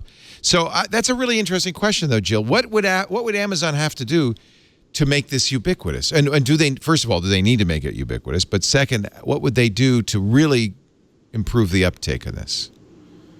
How do you get? You're not going to get a mass adoption of people installing a new app, I don't think. Right. Not in this That's way, Apple's right? advantage, because it's just be something. Yeah, it's just on the phone. It's got to be something that's already being used among Amazon. If Apple would make a Android version of Messages, and they already have a desktop version on Mac, but make one for Windows, I think Messages could win this, right? They don't seem to want to. It depends, I guess. Like in all of the way we're talking about this too, like if Amazon integrated something like this right into the Amazon shopping app, that could be interesting. Because everybody's got that. Everyone's got that. You can see your friends' wish lists and things like that. That would be a fundamental change in the way we handle Amazon shopping and what that app could do. But and you make that's deals. One potential thing. You go out and you make deals with cell phone manufacturers and carriers to put that app on the phone. Make it the default app. Amazon's got the money. They could do that. Well, They've already done that with Amazon Shopping. A lot of phones come with Amazon. Even Ubuntu Linux comes with an Amazon app.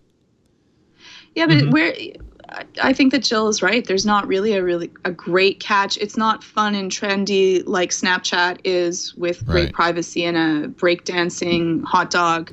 It's not already installed, which is what Apple's going to be able to deal with. And so everyone's going to use that. And Amazon, primarily, people are thinking about, shopping and dealing with things. Yeah. Like maybe if they gave you bonuses, you got Prime if you were using it. I don't know. They would have to have something that would make a difference in people's lives to be able to have that barrier to entry that I want to get it because I want this, right? Like if they gave me Game of Thrones for free, I would get it. Right? That would be it. Well, you got to believe they're going to try stuff. But I just feel like I would hate to bet against Amazon. They are seriously on a roll. Prime Day, which is a joke because it's not really deals. It's as good, it's like going to a Costco or a big box store to get deals. It's more the appearance of deals. But I call it the Amazon garage sale. Yeah, but Wirecutter does this analysis, and of several thousand deals, a handful were actually deals. Let me go to Wirecutter and show you the actual numbers. I mean, so it's not a really great place to get deals. However, it's very successful. They had it was the biggest Prime Day in its history, up 60% over the year before. Number one seller was the Echo. Imagine that. Yeah. I'd hate to bet against Amazon. I think if Amazon did I would look at it. I think there's a gap. Well, I just think there's a gap in messaging.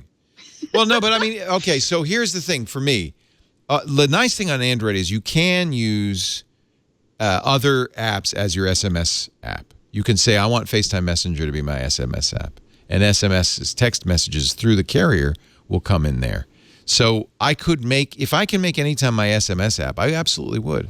Especially if I could order stuff through that. And I think it's not going to be hard for them to convince at least Prime users to do that. I think if any other company were to try to get into the space, it would be less interesting. But the idea that, Amazon could actually give you deals or maybe give you a little bonus to your Prime account or something like that. This seems more like a logistics play than just straight up messaging, right? If they end up being the one place you go to talk to your friends, but also to order food and to share payments and do things like that. Like there's a lot of potential there. Like even food ordering right now is a really splintered market. Seamless and Grubhub did merge, so they're one thing right now, but they don't dominate everywhere in America. So you go different places, you'll have to use different services. Amazon is a logistics company at this point, right? They're tied directly into our lives just based on getting us stuff, and now they're getting us stuff faster and faster. And we have instant delivery now, so I could see this being like a really useful, a useful chat app that could tie into things. I know better. My argument is Amazon's reached critical mass. Yeah, and now it's almost that anything they launch is going to, because of the size of Amazon and the devoted Amazon customer, it's going to be a success out of the gate. As long as it's not like crazy hardware like the Fire Phone or something, right? This is it. Well, that's a good point. That was their last failure. Thing. Yeah. The Fire Phone, the Fire tablets, Amazon Music, Amazon Storage. Like they have some secret good stuff. Like Amazon Web Services is amazing and being used by everybody and is pulling in all kinds of money that we'll never know about because they don't break out the numbers in any of their reports. But I think the companies had lots of little weak flops, but they look like nothing. I wouldn't call the Fire tablets flops, by the way. The Fire tablets, like as far as decent, cheap Android tablets, like they're actually far better than most of the other options out there. They're like the one successful Android tablet at this point, like the last ones remaining. I think that if I had like a wish list of all of my friends on Amazon and I knew like, oh, Leo's looking for a floating bonsai tree, and I could then order it for him and get it sent to his house as a gift, that would be kind of cool and neat to be able to network that way without them knowing that I bought it for them. That might be something that would be kind of different that they could do, but this is completely side point. But what is Jeff doing these days? Have you been to the gym, Jeff? Is that so? This is Jeff before and after. Jeff Bezos on the left, classic nerd, geeky guy. Now he's looking like Vin Diesel. What the hell? In fact, it's become a whole internet meme. Have you seen all of these? Yep. Here he is with The Rock and Vin Diesel. That's a crew you'd stay away from. Holy cow. What is going on with the Terminator? All right. He looks great. Yeah, he's looking good. He's lifting. Yeah. 1998 on the left, 2017 on the right. It just gives me hope. That's all I'm saying. There's something ahead for me. Here's another measure of the power of the Bezos. Amazon announced a Geek Squad competitor. Best Buy lost $1 billion in its stock value. This wasn't even an announcement. Recode reported that Amazon was quietly building out a Geek Squad. Here's the graph of Best Buy stock price. That's the power. All right, let's take a little break. Devindra Hardawar is here from Gadget, senior editor, back from the beach, relaxed, ready to run. From PC Magazine, Jill Duffy. She's back from India, and we're thrilled to have her. Nice to see you again, Jill. Thank you. At Jill E. Duffy on the Twitter. Mm-hmm. And from imore.com. And am I getting that right? Anxiety-videos.com? That it is. Plug it. Give us a plug. And anxietyvideos.com, the place to go to learn about anxiety. And depression and parenting and boundaries and consequences. Yeah. Getting a good night's sleep. Yeah. Sleep is important. I just got better sleep. One of those things under my mattress that lifts the head up and then lifts the feet up. Does it help? Yeah. I just got a one of those husk pillows. Yeah. I'm all about the buckwheat. Pounds, but they're pretty good. Yeah. I'm all about the buckwheat. Yeah. Anxiety. So you see, we share tips on how to sleep better. Anxiety videos. It's great to have you on, Georgia. Our show today brought to you. Actually, before we do that, let's take a look at we made a little promo video so that for those of you who never watch any of our other shows could see what you're missing. Watch. Previously on Twit. I did bring something with me, and I set off the metal detector. Oh, this is amazing. It was a gong. It's not a gun, it's a gong. I brought it with me. They were wondering. With the gong. Windows Weekly. You'll notice that we don't always ship everything that goes to insiders. And a lot of it is because they didn't test well. Many of our insiders are able to represent the people they help day to day. Because people say, oh yeah, I love this feature, it's awesome, but it's going to be very hard for people who I support to use. Security Now. There was a lawsuit which was accusing Facebook of tracking users' web browsing activity even after they logged out. However, U.S. District Judge in San Jose, California dismissed the case because he said that the plaintiffs failed to show they had a reasonable expectation of privacy or that they suffered any realistic economic harm or loss. I'm happy to see that this didn't go any further. You know, these people just need to know how the internet works. Twit. For help with the technology addiction problem, call 1-800-TWIT. Thank you. Scott, how did you not come to wear the right shirt today? I didn't get the memo. Megan Maroney, what's ahead? There's another mesh networking game in town this week. Samsung is set to release its Connect Home smart Wi-Fi system. It has a SmartThings hub built in and will sell for $170 or $380 for a pack of 3. Oh. The Wi-Fi network has been available in select locations all month, but will release nationwide on July 16th. We expect several high-profile tech companies to release quarterly earnings this week, including Netflix, IBM, Microsoft, Qualcomm, T-Mobile, and eBay. And finally, San Diego Comic-Con happens this week. Costumed comic book and movie fans will descend on the city in droves. Reporter says many outlets, including The Walking Dead, have decided not to throw pricey parties this year, but much fun and cosplay will still be had, at least for those of us watching from Instagram. Those are just a few of the stories that Jason Howell and I will be following this week on Tech News Today, every weekday, Monday through Friday at 4 p.m. Pacific. We'll see you there. Thank you, Megan Maroney. Any of you going to Comic-Con? No, I wish I was. No. Really? My brother's at Comic-Con, but yeah. Aw. Yeah, no. It's pure madness, but it is the best, like, crazy big convention to ever go to, really. I think it's okay that the big brands like The Walking Dead and stuff kind of don't go. I know everybody likes to see their favorite stars on stage and stuff, but I hate it when corporate influences something that's really grassroots like that. I don't know. That's just me, maybe. Yeah. And when I was going there was when the movie studios were really big into it, and they've kind of stepped back over the past few years. And I hear people just have more fun there now. But some of those moments, seeing like the first trailer for that's pretty cool. Glimpses at the Avengers or something, like that's or when they brought the BB-8 out on stage for the first time, things like that. That's cool stuff. Yeah, that's adorable. I like the cosplay players.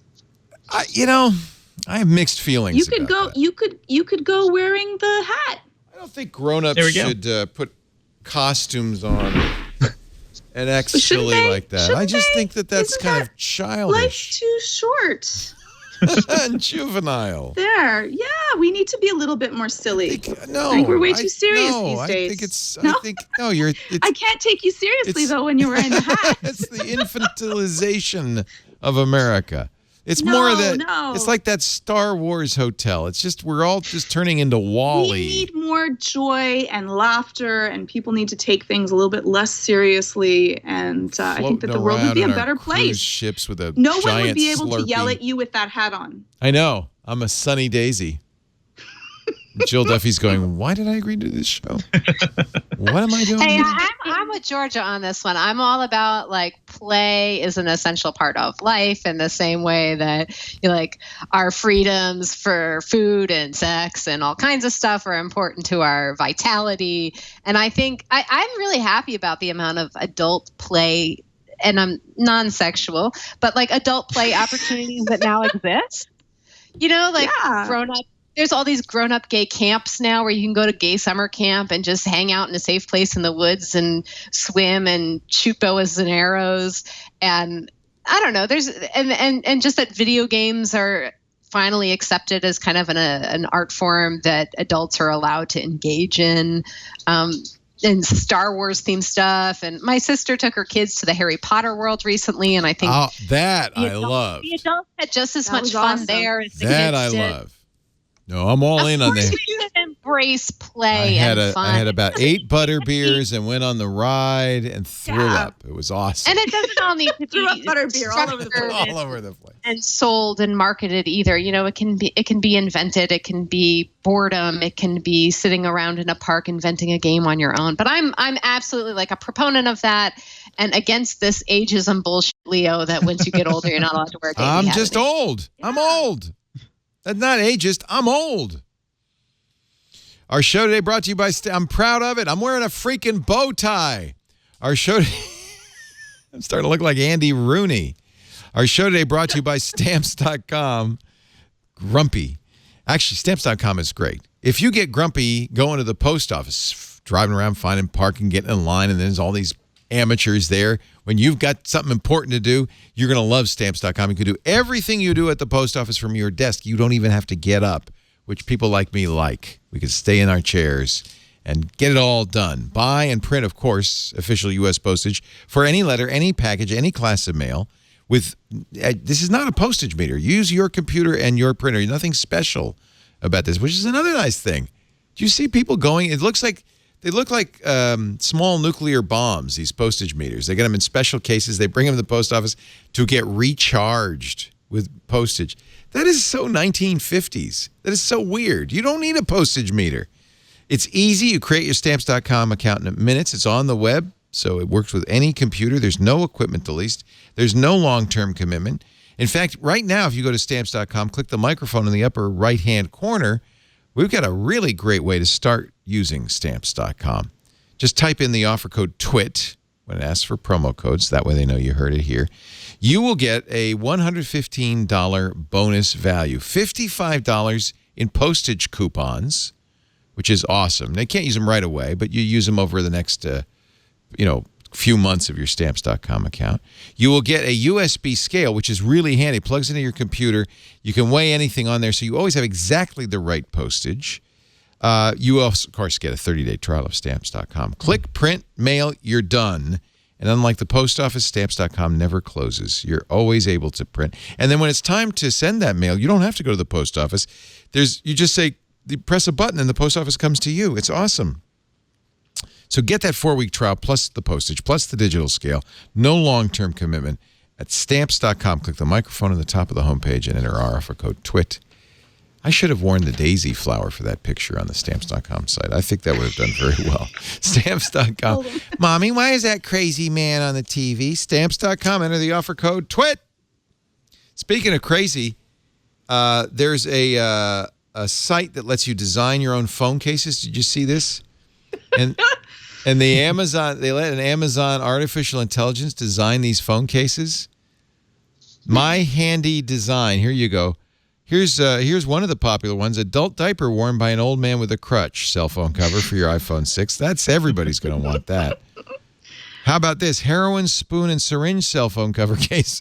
Share your hobbies with your friends and neighbors. Cheese wheel on baddie instead of table. Apparently, I don't even know what's happening. This one's so popular, it's temporarily out of stock.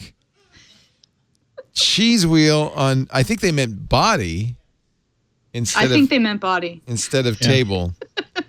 He's grating the cheese. He's grating the cheese. Wow. How about this? Beautician hands doing depilation in woman's armpit with wax strip cell phone case. A different one for every day. Every day. I want to know about those. If my phone had the case of the adult diaper one or like some sort of facial surgery, no one's going to steal my phone. No one would want to be caught.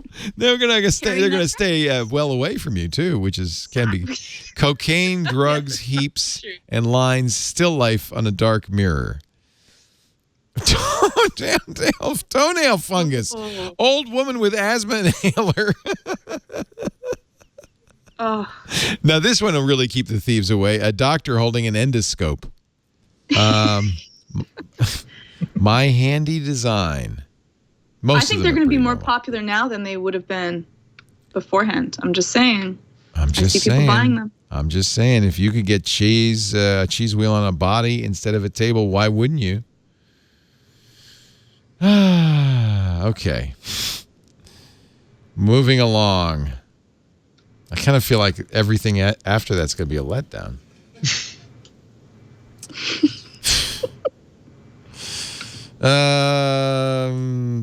Twitter lets you avoid trolls by muting new users and strangers. Who cares? I couldn't care less. Free speech groups. Well, because everyone's so nice on Twitter. Very useful. Yeah. Is it useful? Do you use that? Because I feel like then they're still there. They're still spewing. It's just you're not seeing it. It's like fine. It's like an ostrich. It's you're putting your head in the sand saying, you can't see me now, can you?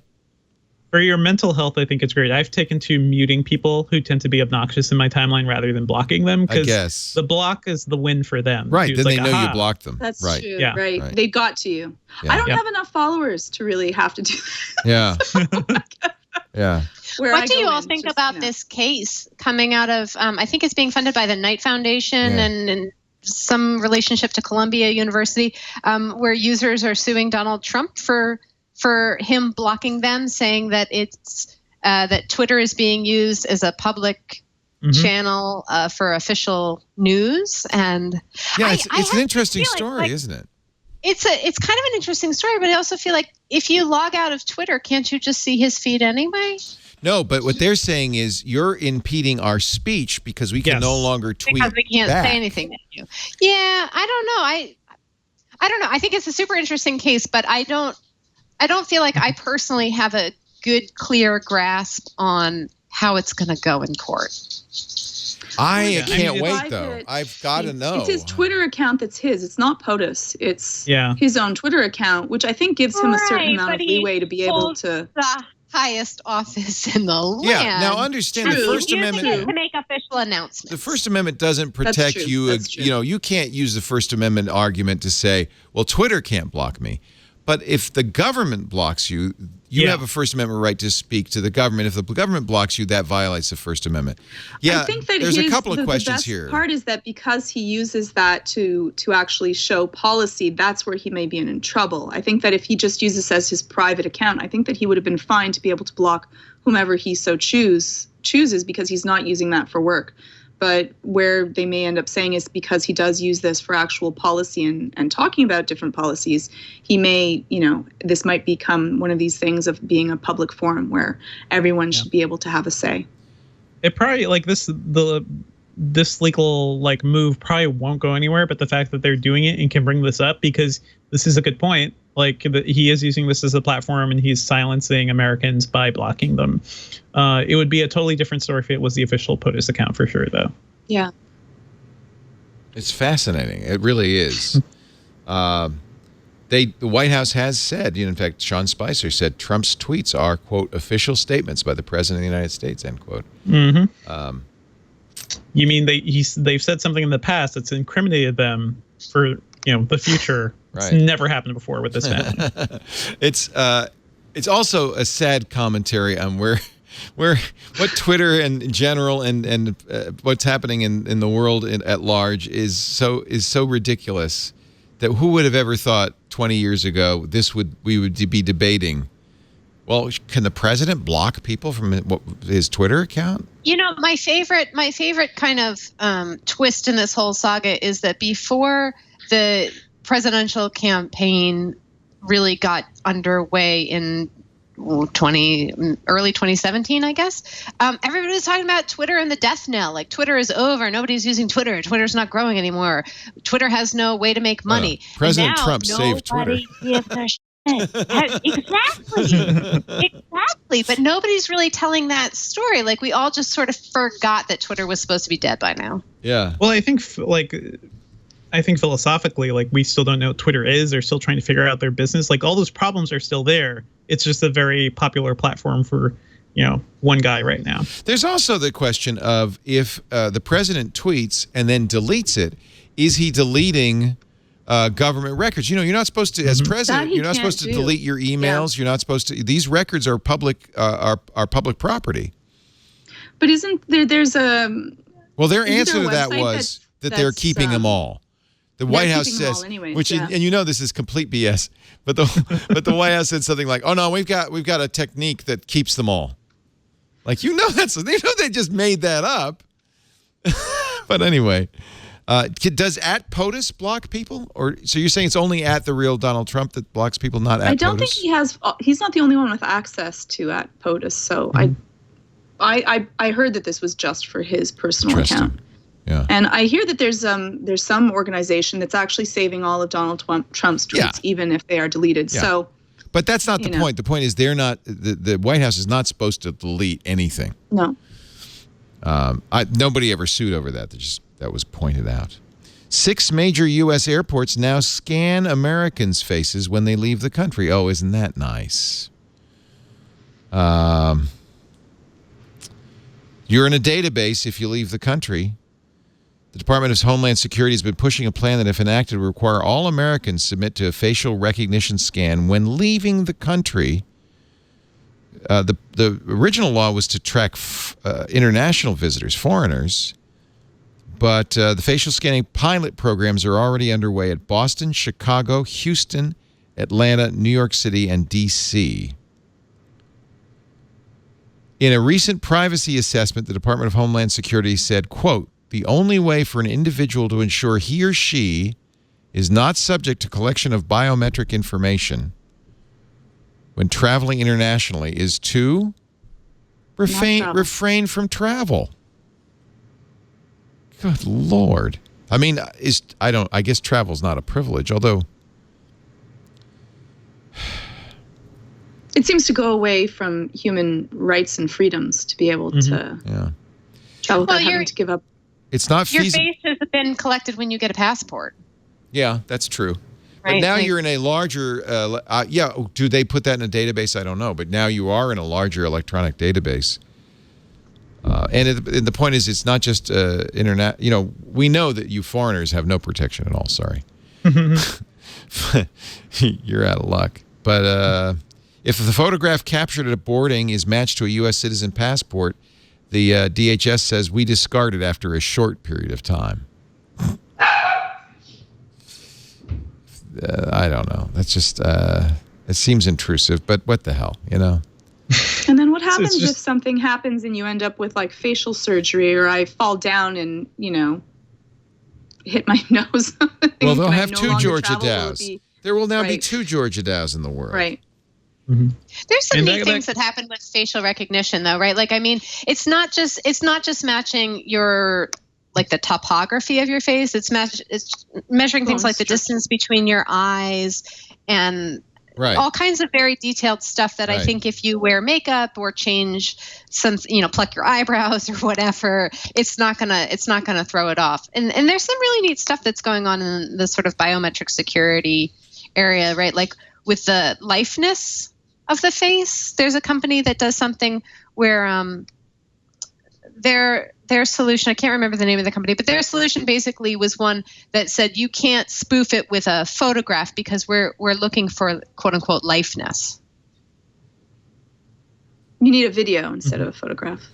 Did any of you do anything on Wednesday for Save the Internet Day? Did you have a birthday cake or anything? We went black and white for the day. Just our stream was black and white, which we put a link on our website and on the shows encouraged people to go to battleforthenet.com and to, most importantly, write or call your member of Congress and say, we're in favor of an open internet. Apparently, AT&T is also in favor of an open internet, which surprised me because I think AT&T, Comcast, and Verizon are widely considered as the three villains in the net neutrality saga. They would love to charge extra for Netflix to get to you and so forth. They don't believe all bits should be equal. So AT&T surprised everybody when they announced, oh, no, we're in favor of net neutrality. In fact, this is an article in The Verge. Somebody tweeted Nilay Patel with this picture, this screenshot from his DirecTV. Look at that right there on the TV. It says AT&T supports the open internet. And here it says, AT&T supports an open internet. Tell Congress to protect your internet by adapting lasting rules. So they really, AT&T, you're in favor of this, huh? So if you go to their website, they offer some canned messages you can send to your member of Congress. And by the way, you include your name, phone number, and address, which I imagine AT&T is harvesting. And you're not able to edit these messages, so you have to send them out as AT&T wants. Read them carefully. For instance, I agree with the FCC. It doesn't make sense to apply an 80-year-old regulatory scheme to the internet. There is a right way and a wrong way to preserve the concept of an open internet. I'm in favor of protecting the open internet with legislation. In other words, this is all about AT&T saying, sneakily tricking its customers into lobbying its congressmen to go ahead with Ajit Pai's decision to abandon Title II regulation of the internet. While I support the FCC's work to get rid of the rules that were harming the internet economy, really, they're harming the internet economy. They're harming AT&T's economy. I'll grant you that. I believe the only way to permanently guarantee an open internet is by Congress creating a law. So, nice try, AT&T, but no. I mean, the idea open internet too, like a lot of these companies do co-opt that idea, right? To some open internet means, no. I remember when coal-fired power plants put up conserve and conservation signs all over their lunchroom to just convince their employees, oh, no, we're all for conservation. It's not that bad. We're all in favor of it. We love the environment. Mm-hmm. Comcast we still think clean coal is the thing. Comcast says we're creating hysteria. Knock it off. Your Comcast, Verizon, and CenturyLink counter the day of action, saying net neutrality supporters create hysteria. It's all positive. Reversing the net neutrality regulation will do several positive things. Increase customer choice. Yeah, for our bottom line. Spur innovation and investment. See, they claim that, hey, if you do this, we're just not going to invest in any more internet. And right. Yeah. Not and all of those government subsidies that they've benefited from. Right. Mm-hmm.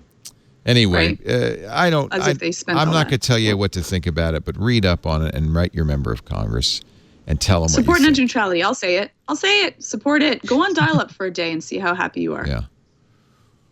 Well, and frankly, I don't think sites like mine and many of yours wouldn't exist if you had to pay a tariff to the internet service provider to access end users. The internet as we know it your would Game of exist. Thrones. Yeah. We just need to say it. You won't get your Game of Thrones. So there. You want to keep your Now Game that's of just Thrones hysterical and be able to nonsense. just. It's true. It's true. No Game of Thrones. So just support net neutrality. There we go. Microsoft did, not exactly the same time, but at a similar time, also put in its 2 cents. They want to create a rural airband initiative, and they want to put $10 billion in investment into it to bring internet to 2 million rural Americans, high-speed internet. So this is the real problem: is that very many people in the countryside don't have access to broadband, true broadband. This is I think a great idea. They're using the unused white space in television signals to provide wireless internet. Targets initially will be 12 states: Arizona, Georgia, Kansas, Maine, Michigan, New York, North Dakota, South Dakota, Texas, Virginia, Washington, and Wisconsin. And it's just the beginning. Use that white space. That's one of many, I think, very good solutions to bring more broadband to everybody. And it's sad to say, but Windows Phone 8.1 is officially dead. Oh man, This nobody saw this coming. No. This headline really isn't fair because there's still Windows Phone 10, but the Windows Phone 8.1, which actually was really great, came out 3 years ago, but Microsoft is ending support on that. 80% of all, this is so sad, 80% of all Windows-powered phones are still running Windows Phone 7, Windows Phone 8, or Windows Phone 8.1. They're now unsupported. Only 20% are running the latest Windows 10. That sounds like a lot, but 20% of all the Windows phones is really only 7 or 8, so. Yow. Yow. That's just kicking them when they're down. All right, let me take a little break, and we'll end with good news, like the world's first robot lawyer. And then we're going to wrap it up because it's getting perilously close to... Actually, it's not Game of Thrones time. It's pre-gaming Game of Thrones time, right? What are you going to do to pre-game, Devindra? Are you going to... I'm going to eat dinner. That's dinner. That's good. That's a good start. You never want to watch on an empty stomach. You don't want to be hungry. Exactly. And you don't want to be eating during the show. Well, is popcorn You okay? can't do that. Can I make a nice big bowl of buttery popcorn? The butter might be... You'll drool butter everywhere, and you won't be able to find a napkin because you can't keep your eyes off the show. You can't eat. You might choke on a husk. It could be very dangerous. Jill really dramatized the danger, I thought, quite effectively. It was more of a visual thing. To make it explicit, that show is really gory, and you might smell some cookies. Yeah, you don't want to. So maybe I should wait and eat after Game of Thrones. I'm going to eat before. I'm going to eat pre-Game of Thrones, so I'm all prepared. I have my shirt. I'm going to be bringing down a little tiny dragon, maybe a sword. Who knows? Nice. You have to get of all ready. You never know. I hope you'll wear your Magikarp hat. Do you think that would be like... I'll wear my Magikarp hat if you wear your sunflower hat. I got mine. But I want a photo. I am the boy with no name. Then I'm just wearing the Magikarp hat alone, and I feel silly. Doing it together feels better. You put it on wrong. A daisy has no name. You're wilting. God, I'm wilting. It's a wilting daisy. Anyway, we go. What do you got? You got a little. What are you wearing there? What is that, Jill? She's listening to Game of helmet. Thrones. We just talked about that. The helmet, I think I'm doing it wrong. I know it doesn't have the same. I look like a sad babushka daisy. Like a swallowed your head. Daisy swallowed my head. There we go. Very good. Devindra, you're the only one now. I got nothing. I have VR headsets. Like I have a pile of them, but that would make it really hard to do the show. Yeah, no, don't wear your VR headset. We'll do the show in VR next time. Our show today brought to you by ZipRecruiter. If you look at this and you say, man, I got to hire some better employees, the best way to do it, ZipRecruiter.com. With ZipRecruiter, you're posting on 200 plus job sites, all the social networks, which means, this is really good. It means you're much more likely to reach that candidate who's going to be the perfect person. ZipRecruiter can make this easy. And don't worry, you're not going to be flooding your inbox with emails or your voicemail with calls, because it all goes into the ZipRecruiter interface, which it makes it incredibly easy to rank, rate, and hire the right person fast. It is the modern way to do hiring. 80% of jobs posted on ZipRecruiter get a qualified candidate in the first 24 hours. So the job applicants will roll in even faster than applicants for the CEO job over there at Uber. I mean, they're going to pour in. For all I know, that's what Uber's using. Lots of big companies do. Look at that. Volkswagen, Burger King, AT&T, TiVo, UPS, PayPal, Dell. They all use ZipRecruiter. Now you can try it free if you go to ZipRecruiter.com/twit. No matter what size your business, hiring the right person makes a big difference. Do it right. ZipRecruiter.com/twit. Engadget's senior editor Devindra Hardawar is here with us. Also from PC Magazine, she's back from her 2 years in India, and we're really glad to see you again, Jill Duffy. And when are you? Do you know when you're going to Bucharest? When is that? First, my partner needs to learn to speak Romanian, but we're aiming for March Wow. 2018. So that's actually a requirement that he has to speak Romanian? That's a hard language. It's a Romance language. Oh. So he has some French and Italian. Oh, so okay. we're hoping that it will actually not be too much. We keep joking that it's like speaking Italian with a Russian accent, which is not at all true. It's just a joke. Please don't be offended by that joke. Sounds true. Yeah, actually, I was really excited because Duolingo just recently released Romanian on its app. So I'm trying to pick up a little bit too. But Are they sending him to Monterey or something to learn this, the Defense Language Institute? Because they have... No, in Washington, D.C., or Arlington, Virginia. Arlington. Yeah. Arlington. Yeah. They have really high-speed training for the diplomatic corps that they can get up to speed very quickly. Learn all the important things like no nukes. Let's see, Nielsen on-demand audio streaming at a record high. It's up 62.4%. I think a lot of people saw this stat and said, oh, it's all Spotify and music, but I'm not sure it is because that includes other forms of audio, including podcasts. Nielsen isn't breaking it down, but a big jump in on-demand audio, 62% year-over-year growth. I know it could be, 444. It could be Kendrick Lamar. It could be Ed Sheeran. But I think it's Twit. That's what I'm going to say. That's my story, and I'm sticking to it. Anybody going to Black Hat? It's coming up this weekend in Vegas. No. I don't. Normally we send Father Robert Balassier. He's a Jesuit priest, and he's actually made a vow of silence. So I don't think he can go. He can go. He's probably the perfect candidate. Yeah, exactly. That's Never has true. to make a phone call. Wouldn't that be interesting? I wonder if he's going. Can he? I don't know if he's allowed to write. I think he kind of has to. He's supposed to wander around and think deep thoughts. He can't go to Vegas. For how long is he going to be silent for? August. All of August. No. That's He impressive. started last month. It's like a 2 or 3 month thing. That is really impressive. And if you're following him on Twitter, he is tweeting, but he has got a bot doing it because he didn't want. So even messaging would be not allowed. You can't do that. No. So I have a feeling. Oh, that's amazing. I wanted to go to a silent retreat for a few days. Me too. So. I would like to do that. Yeah, I could do. They do them down here. Come down here again. They have them in Nicasio over at Spirit Rock, and you wander around and you don't say anything. And they have them all. You can do a weekend, a week, 2 weeks.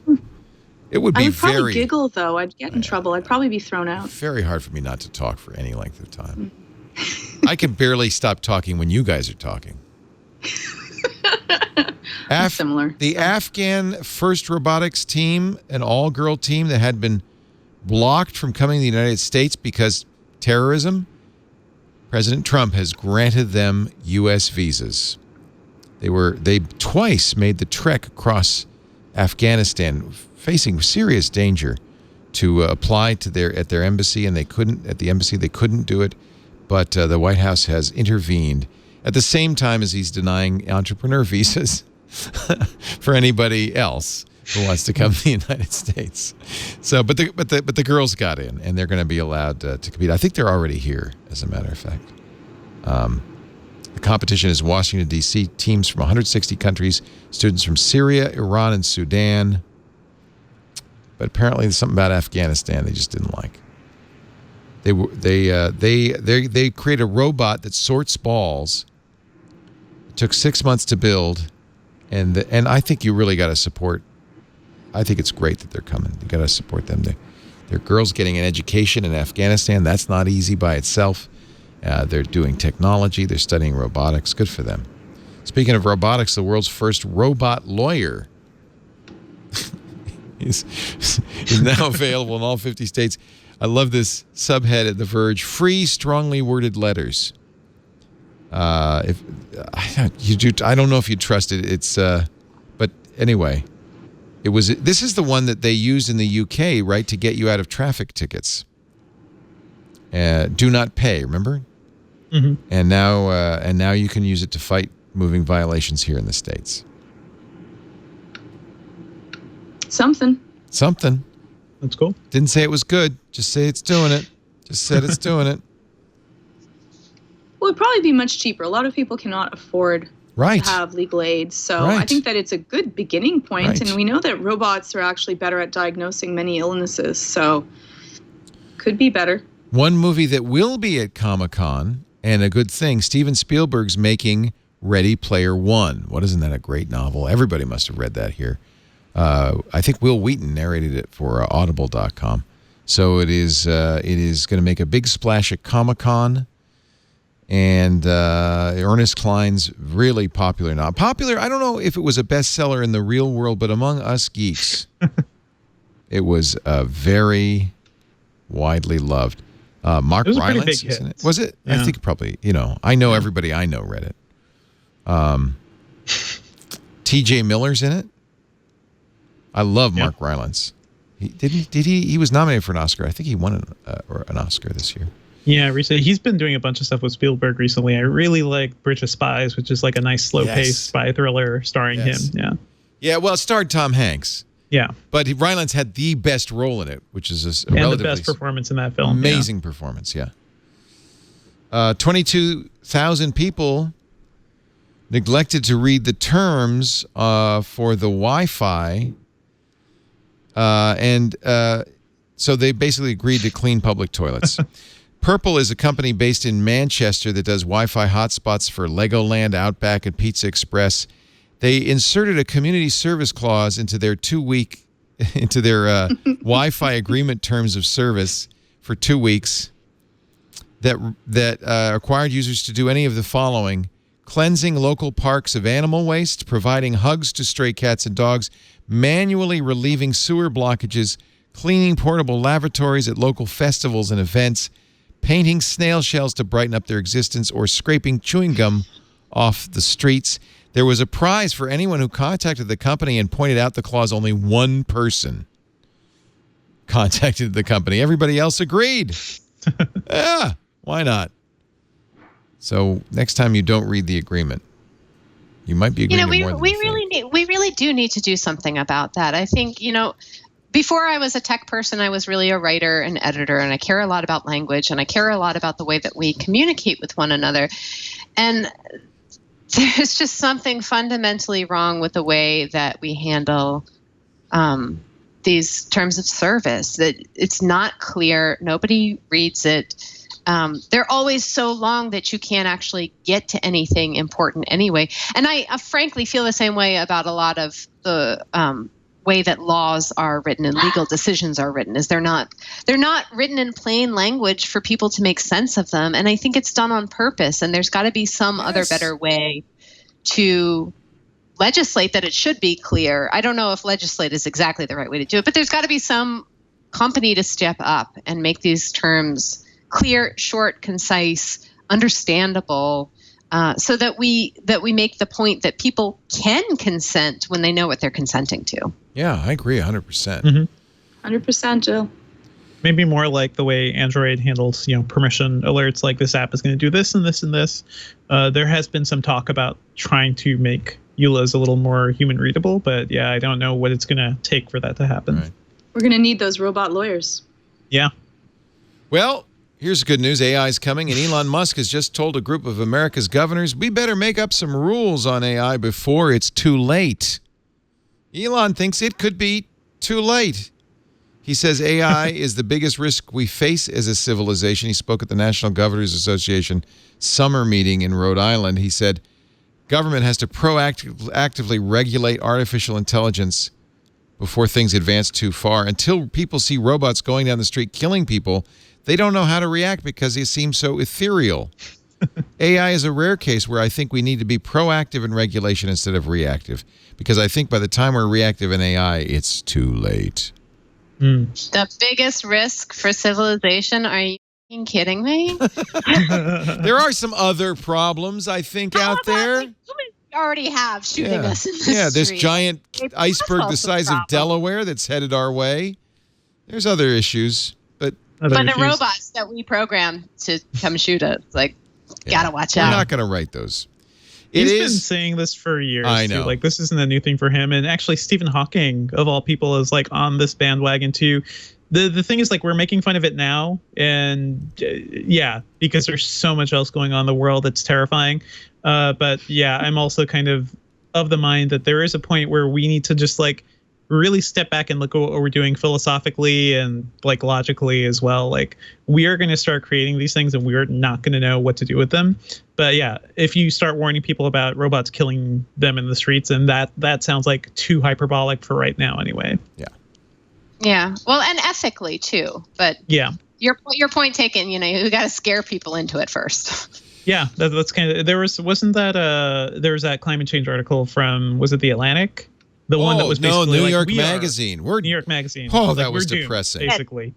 And a lot of climate scientists came back and were like, some of this is true, but also seems really overblown. Scaring people probably isn't the best tactic. But yeah, I'm also of the mind that we need to think harder about this technology, what AI will mean for us as humanity, once we have these robots doing all this work for us. Maybe not even I'm not personally afraid of robots killing us, but I am. It's pretty clear they're going to take a lot of jobs, and what's going to happen then? Yeah. Well, I can barely get Siri to read my music, my shows to me, so I don't think we have to worry now. But I do think that if people don't do anything, we become so easily complacent. We're kind of lazy by nature. So if we're not really frightened of something, we're not going to do anything to it. And for robotics and AI, we do want to make sure that there's rules in place before we do it. We don't want this to be testing nukes. We're it might burn through the atmosphere, but let's do it anyways and see. Right. We want it to be beforehand. So I can understand why they kind of use the fear-based tactics. It works for politics and poker players, so it might work for this too. All right, I'm going to cheer everybody up. It's National Ice Cream Day today. Go out and get an ice cream cone. There's lots of places giving away free ice cream deals, including Mickey D's, Carvel, Dippin' Dots, Steak and Shake, PetSmart. Well, those are only doggy ice cream sundaes. And, of course, world-famous Baskin-Robbins. Ice Cream Day. Tomorrow is Emoji Day, World Emoji Day. Oh, man. You don't like emojis? What's wrong with you? I need an emoji of existential dread to describe 2017. I don't know what that looks like. Yeah. Yeah. I have a World Emoji Day T-shirt. I'll break it out. I'll break it out for tomorrow. Celebrate. Actually, our own Tanya is responsible for one of the new emojis that is appearing this year. She really lobbied hard. We had a guy from the Unicode committee who was talking on the show about all the new emojis. She said there really ought to be a milkshake. Why isn't there a milkshake emoji? And Tanya Hall convinced him to submit it. They accepted it. It's officially called Drink with Straw or Cup with Straw, but it sure looks like a milkshake to me, except to Twitter where it looks like a cool, refreshing glass of water. And Emoji 1 apparently looks like a solo cup, so I don't know what they're drinking in there. But happy World Emoji Day, happy Ice Cream Day, and thank you all for being here. Thank you especially to the returned Jill Duffy. Please come back soon, Jill E. Duffy on Twitter. And don't forget her website. I see it's in here. Do you want to plug the productivity report? Oh, yeah. So for the last 2 years, I've been doing this thing called productivityreport.org, where I'm reading research about personal productivity and looking to see what's true and what's not true. So things like multitasking, we've all been told, don't do it. And it turns out there's a lot of good research that supports it under the right circumstances. So topics like, email and time management, distractions, what kinds of things should you have on your desk to help you focus, all that kind of stuff. Oh, this is good. And I agree with you. Your most recent article that says Nobody likes open offices, so why do we still use them? Nobody likes open offices. They're cheap. That's why we use them. We had an open office, remember, in the old building, the brick house, and everybody who had to work in the open office complained because we were always saying, "Shh, we're." So they now have regular, normal offices, and oh, that's so nice. And we're in a little room, all alone. You're happy there. Yeah. This is good. I'm going to read more of this. Productivityreport.org. Thank you, Jill Duffy. And Thank you. See you soon. We got to get you on before you go to Bucharest. Although Bucharest is not as different a time zone as Chennai. No, not nearly as bad. I did it. I don't know if you remember, but all of your Indian fans remember. I did it one time from India, and it was from 3:30 in the morning till 5:30 in the morning. I do remember, and I felt so terrible. And the sun was coming up behind me. I just treated it like I was going to the airport for an early morning flight. It was, it was kind of fun for me. And we never had her on again. But I could only do it once. I could only do it once. That was it. We learned. I didn't at the time when we got you on. I found out you were in India. I was blown away. I had no idea. I thought, well, this is very nice of her to do this. So thank you. And now that you're in the Bay Area, it won't be so hard. And I hope we'll get you on a lot more. And of course, we love seeing Georgia Dow. Good luck at finding a home with 2 14-by-11 rooms. Thank you. Completely empty, devoid of furniture or any obstructions. Yeah. Are you really going to get that? Is that really what you're looking for? No, really, that's really what we're going to get. Like, we need to have, like, downstairs place for the kids to play, but we can also then hook up the machines as well. So it's also, like, playrooms for my boys. Yeah, sure it is. She's buying a house with 2 VR rooms. You'll find more of Georgia Dow on imore.com and, of course, Anxiety Videos. Thank you, everybody, for joining us. We had a great studio audience from all over the world. It was really nice to have all of you in here. Appreciate your visit. And the whole family, and they survived mostly. Mom's gone. No, Mom's still here. Who's gone? There's an empty seat. Did one of the children get eaten? Oh, I'm so sorry. But thanks to everybody. If you want to be here in studio, and I guess because it's summertime, we're getting a bumper crop of studio visitors, please email tickets@twit.tv so we can make sure we've got space for you. You can also watch live streams. We do live streams of all of our shows at YouTube. I'll just say go to twit.tv/live, and you can choose the channel you watch. You can listen as well. We have live audio streams. And if you are watching live, please join us in the chat room at irc.twit.tv. You can be part of the conversation. I saw that, Georgia, you went in there and you said you love the chat room, makes it so much fun. I do. They're just so nice. Yeah. They give you all this great feedback. They are fun. Well, they love you. They're not nice to me, but they do love you. I'm sure they're nice to you there. I try to cheer them up with the daisy hat and stuff, but no. Didn't work? A hard audience. They're tough. We do Twit every Sunday afternoon, 3 p.m. Pacific, 6 p.m. Eastern, 2200 UTC if you do want to watch live. But if you don't want to, don't worry. On-demand audio and video of every show we do at Twit is available at the website, twit.tv. You can also subscribe. However you get podcasts, just subscribe. Every one of them allows you to download it automatically. And that's the beauty of it. That way you'll wake up every Monday morning with a brand new, fresh Twit ready to listen to. Thanks for being here. I'm Leo Laporte. We'll see you next time. Another Twit is in the can. Bye-bye. Woo. And then we'll just dub in audience applause. Good.